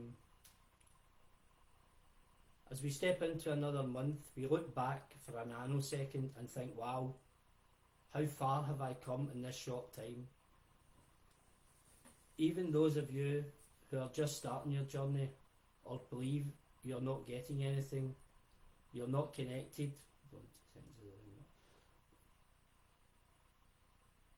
you're not connected. The fact is you know that it's life changing and things are not like before. You're awakening to all things that you have ever known. Things just don't seem the same anymore. The illusion and 3D mist has fallen. Your activation has begun, so don't worry, the universe has big plans for you. This year has gotten off to a flyer and time is speeding up. More and more beings are returning from the slumber, remembering who and what they are here for. You have all the codes, knowledge, wisdom, love that you came here within you. When you are always searching out with yourself, you are giving your power away. If you feel stuck or unconnected, you have to take a step back and look beyond the daily routine of life as a human. Everything happens in divine timing, and you choose it that way, so don't worry if you're not fully tapped into your mission. All will be unravelling at the correct time. You will have to let go of many things that you have in this human experience. A lot of what you believed has just been part of the human simulation in a 3D world. It's not an option to return to that simulation or even flip between them. Once you're activated, you're now on your mission to bring back unconditional love to a world that has forgotten how to love itself. The journey to your gifts and abilities is all about you coming back to oneness and wholeness within, first to create a love harmonic so pure and high vibrational that your mere existence shall emanate change in everything and everyone's vibration and energy around you. Remember, it's not a race to see who can get there first or the fastest. It's not a competition to see who's got the most knowledge or wisdom or gifts. It's not about who makes the most money or has the luxurious lifestyle. It's not about who presents themselves as the best. It's about each and every being taking every bit of their power back and rising up themselves individually to love and nurture themselves wholeheartedly, unconditionally first and foremost. It's about letting go of absolutely anything and everything that does not serve your highest and greatest good. It's about putting in boundaries towards everyone and anything that is overstepping the mark or using up your valuable time and energy. It's about looking after your human vessel with the same values and unconditional love that you use in every other area of your life. It's about speaking your truth and letting people know that you are here on a mission. When you do these things, you will 100% get pushback and being labelled crazy or lost it. But these are just some of the steps you need to take to come into full power. Your guides and the universe are always covering your back. They are your biggest cheerleaders and are guiding you at every step of the way. Remember, you choose this mission just like your family, friends, jobs, and every other part of your experience here on Earth. These are all lessons for you, and as you go on your journey, you will look back on these and say, yes, that's what these things were teaching me. Your path has already probably been tough and lonely at times, but it's all for your highest and greatest good. You had a part to play in the simulation, and if you awakened too early in the ascension path, it could have led you to being diagnosed with spiritual psychosis. It's time to step into your power and start to connect with your soul family once more. Your role and mission are far greater than you can imagine. Even if you don't believe it yet, it's a life of mission, not a mission of life. It's not about who gets there the fastest or who's the best. It's about every enlightened being arriving together. Love to all and all to love. That's from Tatianya Grashka. Oh, I love that. Thank you. I can get a kiss for that. Thank you. You're I welcome. was getting quite emotional there.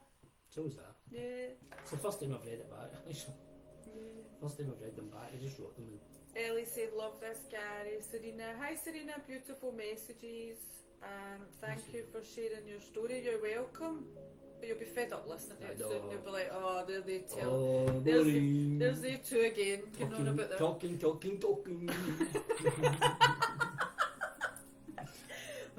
Just get to the meditation part. I'll get to the activation. We don't want this. Just something that a big brother. Oh. Okay, so we're going to do a short activation now. Sorry about that. Don't know what come over me there. I dare. A donkey, I think it was a donkey. Emma's saying she loves the full power, but I noticed that you said full power. Emma, full power glass pool. Oh, did you? I think you said full power. Oh, I didn't. So we're going to do a little, it's just going to be a short activation, just to help bring your masculine and, what is it? My diamonds, sorry, they're in there. Your masculine and feminine energies into balance and release any kind of wounded parts of your masculine and feminine energy that are ready to be released, just to bring you back into balance and back into inner union. Very emotive. Love listening to you, Gary. My feet are tingling like mad. Thank you for sharing. Thank you, Jessica. Okay, so we like to get a bit dark for this. Bring on the darkness. Dark to light. So we're going to put this light out. Yay! Okay, so if you just want to get, this won't last too long. Probably about, well, don't know how long, but yeah, not too long. So if you want to just get yourselves nice and comfortable, you can sit down, lie down, whatever you prefer. Just take a wee moment to get yourself nice and comfortable. And when you're ready, just close your eyes. And we'll just start by taking a few nice cleansing breaths. In through the nose, and as you breathe in, just visualise breathing in light from the universe all around. As you breathe out, just release and let go of anything that doesn't serve your highest good.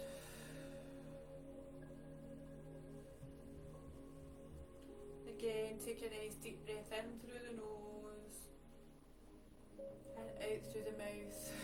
Just release and let go. Taking this time for yourself, just to receive. You take a final cleansing breath in through the nose and out through the mouth. Release and let go. I want you just to feel as roots begin to form from the soles of your feet, roots like a tree. Travelling deep down into the core of Mother Gaia, into her dragon heart core, anchoring you into her grids and her ley lines. you anchor into the grid, just release anything that's no longer serving you back to Mother Gaia. Just feel as it leaves your body now.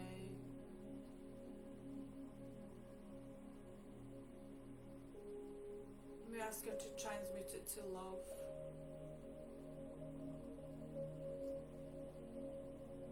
As you anchor into the crystalline grid, your dragon guardians rise up from the ley lines and begin to surround you now. Just feel their love, their presence and protection as they protect and hold the space during this transmission.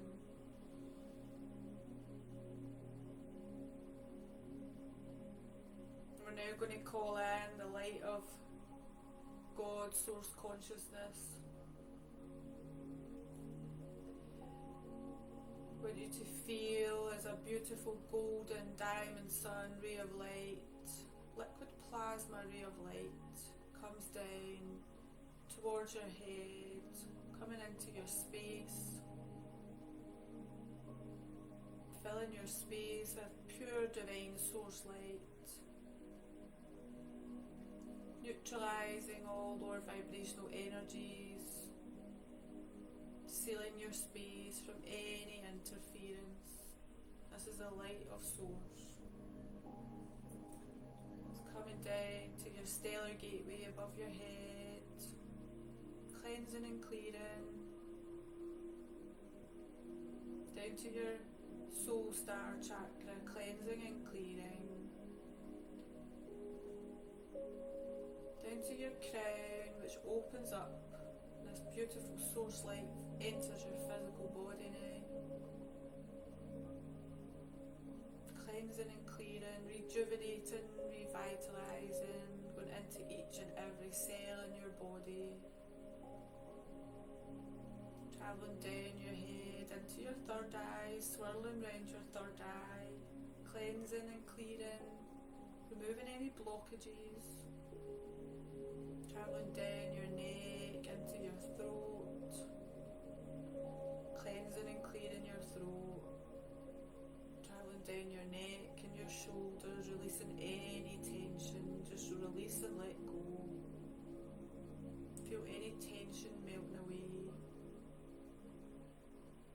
Travelling down your arms, your torso, into your higher heart, cleansing and clearing, down into your heart, cleansing and clearing, down your arms, activating, cleansing and clearing your hand chakras,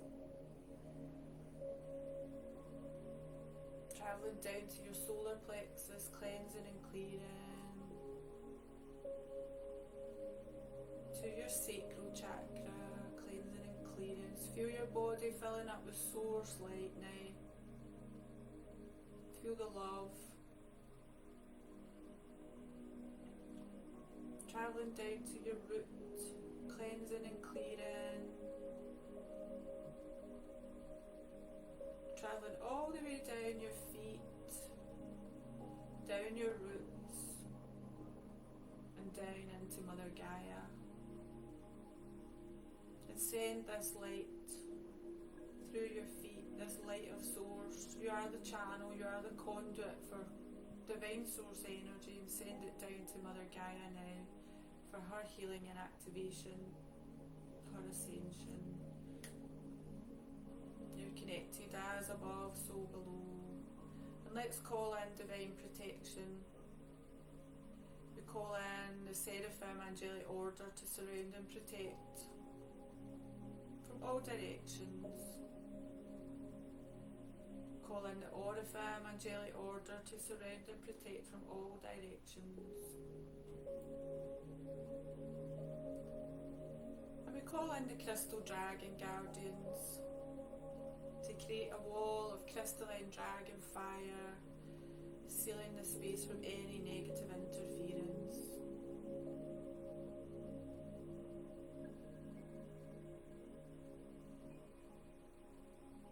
Now, please take your attention to your sacred heart, your heart space. And just take a moment to connect in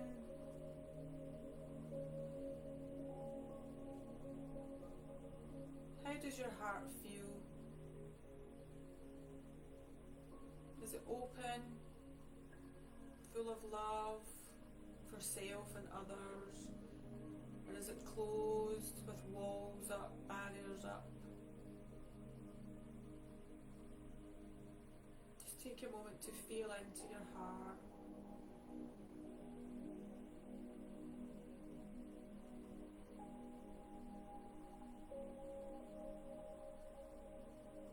And we're going to channel a light language clearing and activation for the heart and the higher heart chakras now, to help open and expand, raise your consciousness and your frequency.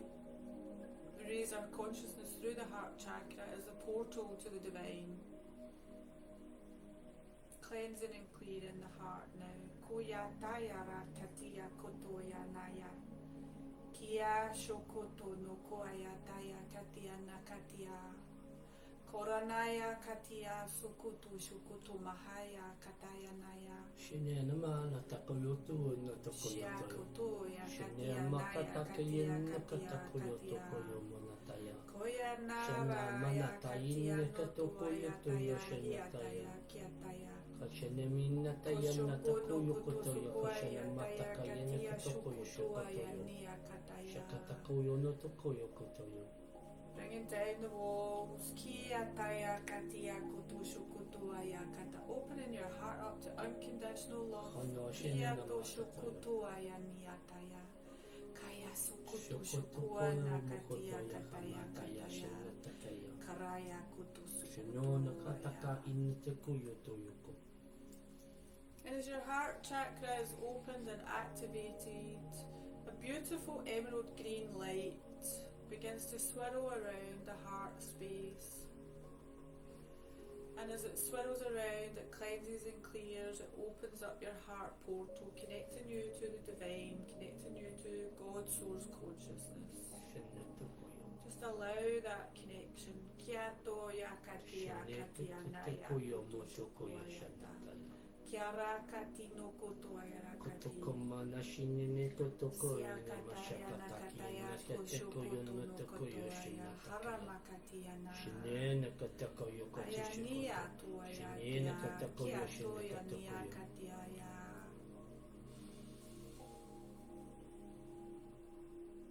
And just feel now as this beautiful emerald ray of light swirling around your heart, your higher heart, cleansing, clearing, opening, activating, expanding, begins to travel down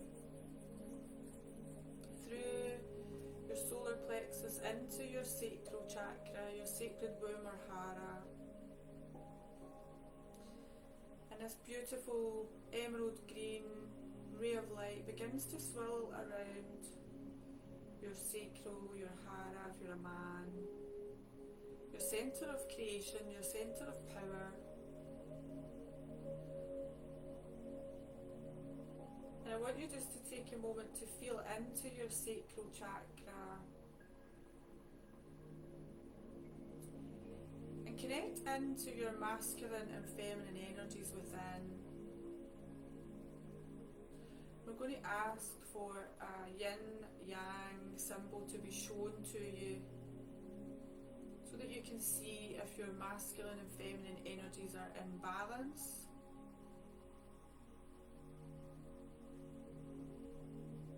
And I want you to feel into this as well. How does it feel? Does one energy feel more dominant than the other? Does your feminine feel wounded? Does your masculine feel wounded? What do you think you're leading with at this time?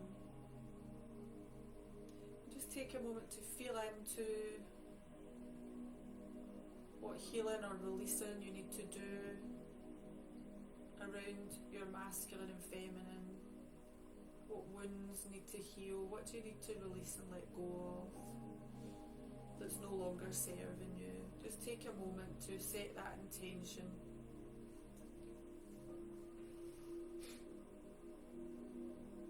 And we will now release from your masculine and feminine energies whatever no longer serves you. Whatever you've set as your intention.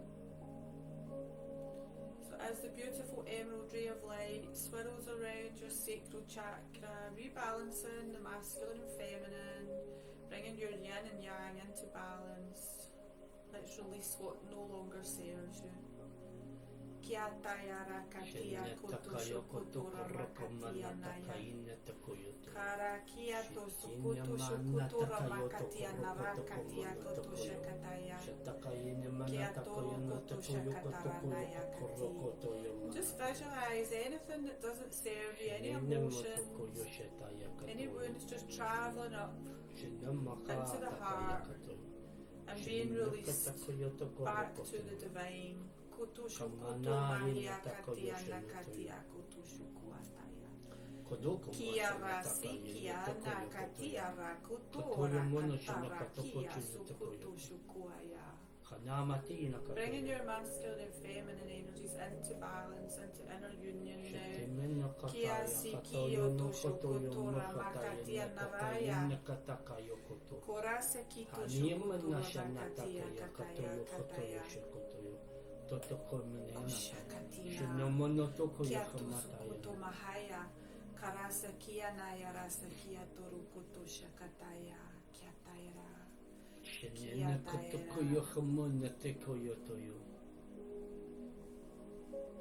You are safe. You are loved. You are protected. It is safe to be feminine. It is safe to receive. It is safe to be masculine. It is safe to step out as your authentic masculine self.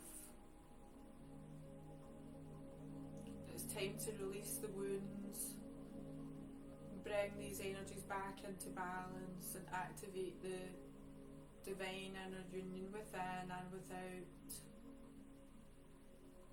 Divine union activation now.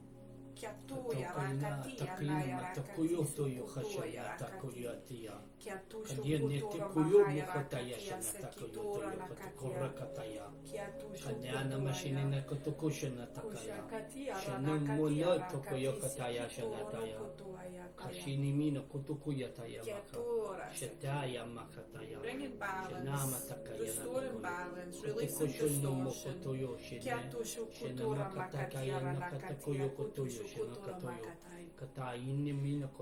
Mia kataya rakatia rakatia. Mia katia rakatia kataya. Activating now the Kundalini, the energy that sits at the base of your spine, your divine, feminine, creative power. In order to activate your Kundalini, you must bring your masculine and feminine energies into balance. I'm going to activate the Kundalini energy now so that it can rise. Activating your creative power with the universe, with source.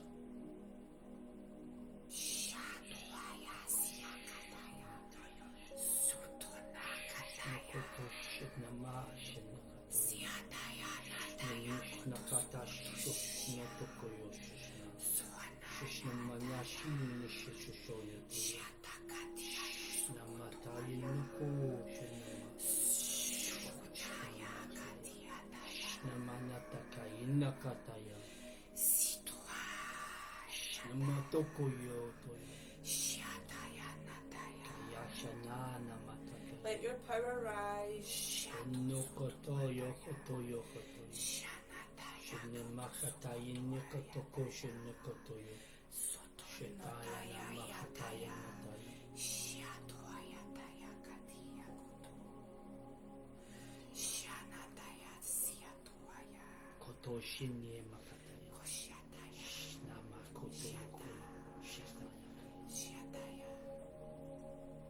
You are the divine, you are God, Goddess, you are source in physical incarnation. As we reconnect your sacred heart, your sacral chakra, activate the portal of love and creation. and the divine feminine kundalini energy of creation, activating your divine power and divine union within. Mia toya tia shitia no toya nataya shakatia natataya ra kia shokoto no koshia kataya kataya sikia mia ra katia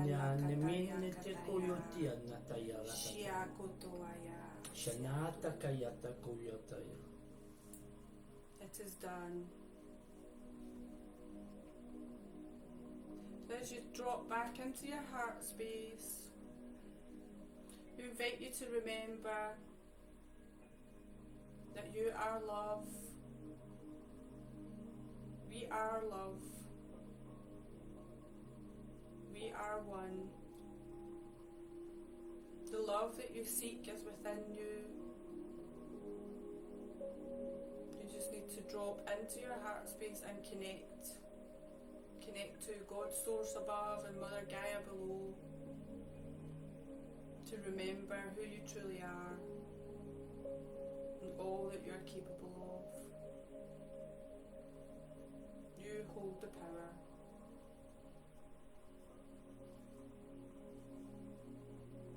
So the activation is now complete.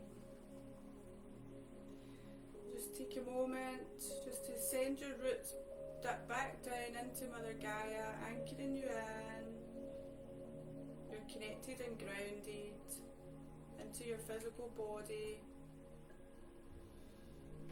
I'm just going to place you in a beautiful emerald green bubble to just protect your energy and seal the activation that you've received this evening. This activation is done by divine law, by divine love, by divine will, by the power of free, by the power invested in us, by the cosmic Christ consciousness, as twin flames and ascended masters. And all activations, downloads, integration will be received at a rate that is suitable and manageable for you at this time, integrated with ease and grace, during a comfortable process of unconditional love. And so it is. So it is. So it is. And so it is. So it is. It is done. Just take a moment.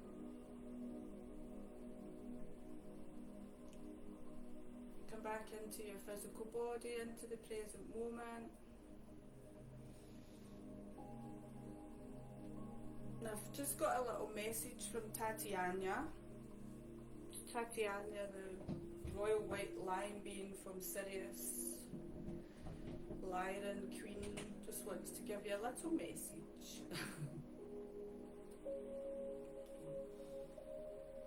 Greetings, dear ones. We thank you for your presence in this galactic light temple. We honor and appreciate every one of you. I come forth to remind you that the divine union that many seek without is always, always found within. Divine union with self. This is the journey you are on as humans in this human experience and simulation.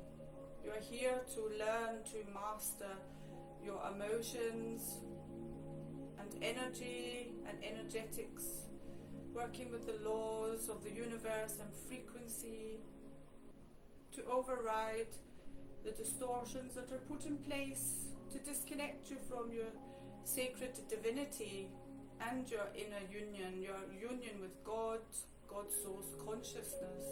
You are divine, you are God source consciousness in a human incarnation. You are the divine, it is not out with you. You are God, Goddess incarnate, and this is what you must remember. The divinity you seek, the connection you seek, all of it comes from within. The guides, the spirit guides that you seek to connect with, they are part of you. You are a multidimensional being residing in many aspects of the cosmos simultaneously. Your guides are your multidimensional aspects. Nothing is outside of you. You must work on achieving inner union, connection with self, loving self, and connecting to the divinity that you already hold within.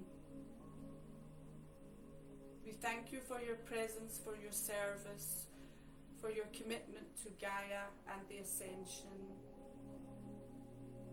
Know that you are loved, guided and supported with every step that you take. And I will gift a short activation to activate your King and Queen codes, your royal codes, your codes of remembrance of who you truly are,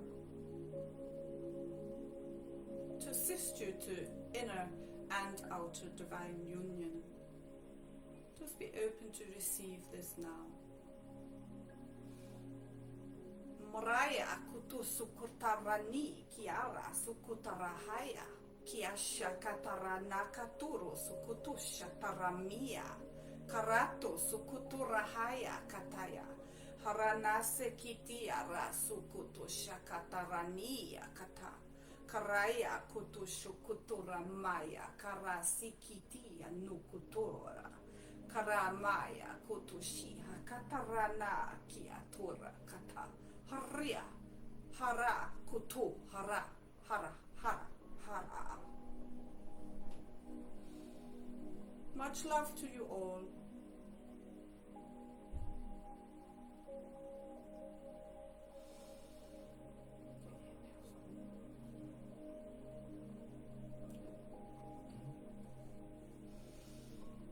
The activation is now complete. So if you just want to take a nice deep breath in through the nose, out through the mouth. And when you're ready, just open your eyes.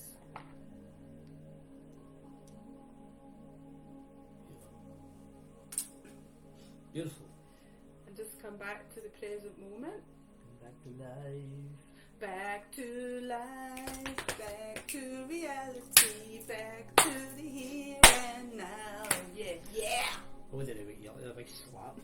I know everybody's probably all comfortable and you're like that. Like, Slap. where's the light in this gaff? Right. Drop it down. You better find it, mate. Could you stop wriggling about? So I hope if anybody's still there, I hope you enjoyed that. No, it's not. That's it. That's it. Wow, well done. I was actually standing on it, so can you see it? If anybody's still with us, just send us a little love heart just to let us know that you're back. Still here. I don't know if everybody's fallen asleep. Yes, love hearts. Love hearts.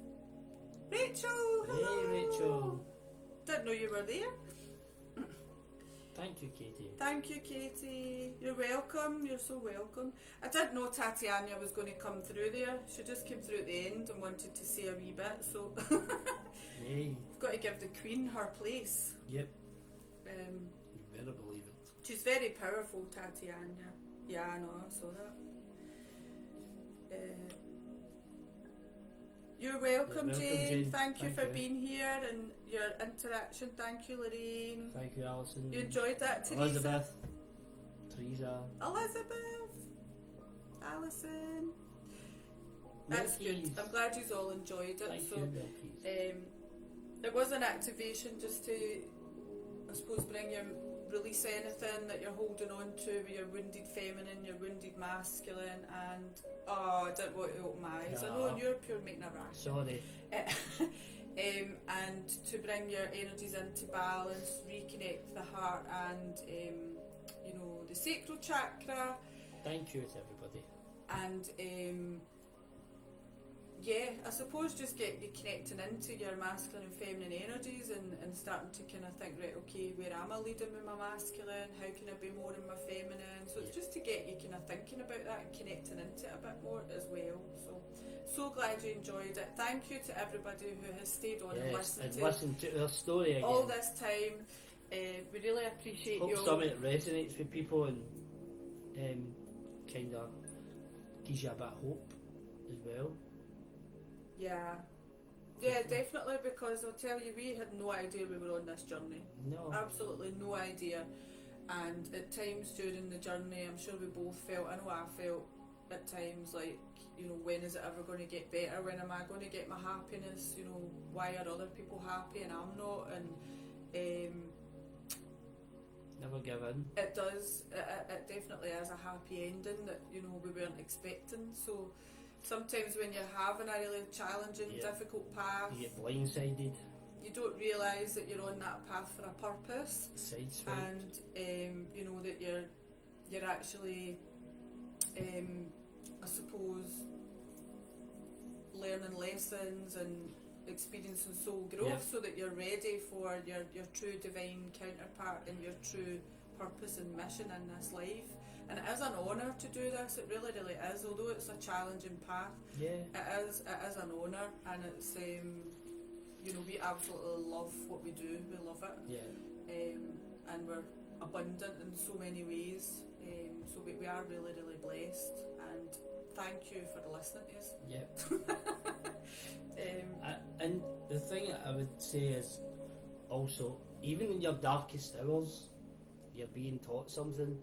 So it's like, I mean, if I knew then what I know now about my darkest hours, I would have been able to maybe work through it, but then again I wouldn't have came through it in the right way, in the correct way, so I wouldn't have learned the lessons. But it's like, just when you're going through that, just sit with it and just know that you're being taught something or you're being shown something, and it's like, and you can get out of it, you can. 22. That's it. Yay! On the second, On the second. So that's 8, 22, that's 8 again. So that's the thing, you can get out of it. And it is teaching you something. Yeah, and the strongest warriors always have the hardest paths. That's something I see a lot, because it is true. We find that the people who have had the most challenging journeys are the ones who are here on a mission, and they're here to use that experience to assist others as well. So if anybody's got any questions or anything like that, you feel free to reach out to us. We As long as it's not the lottery numbers or something you want. No, we'll go like that. 2. 2. Sounds like an owl. I'm glad it brings hope, Jessica, because it really is, like, it was totally unexpected. And that's the thing, when you're focusing on it for too much, it might never come. That's the thing. It's like, when I wasn't focusing on the relationship, I wasn't focusing on meeting somebody, I was just like I was more focused on, I'm going to spend the rest of my life single and be happy. That was it. And I was like, no, you're not. It was like, come here, you. I was like, no, you're not. You're stuck with me. You're going nowhere. But that's the thing. When you're not expecting it, it's that old saying, when you're not expecting it, it happens. And I wasn't expecting this. I wasn't expecting that. And the thing is as well, one thing, see when I look... Have you never heard that song? No, but I wasn't expecting that. Is it sung better, I take it? No, it's a bit like that. I wasn't expecting that.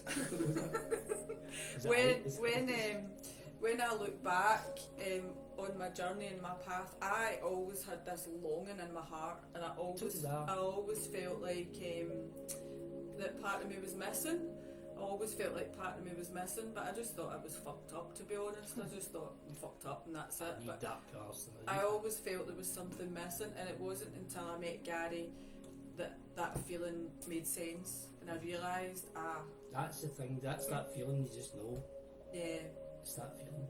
So I feel like when you're a twin, you do have that kind of feeling that there's somebody out there for you. No.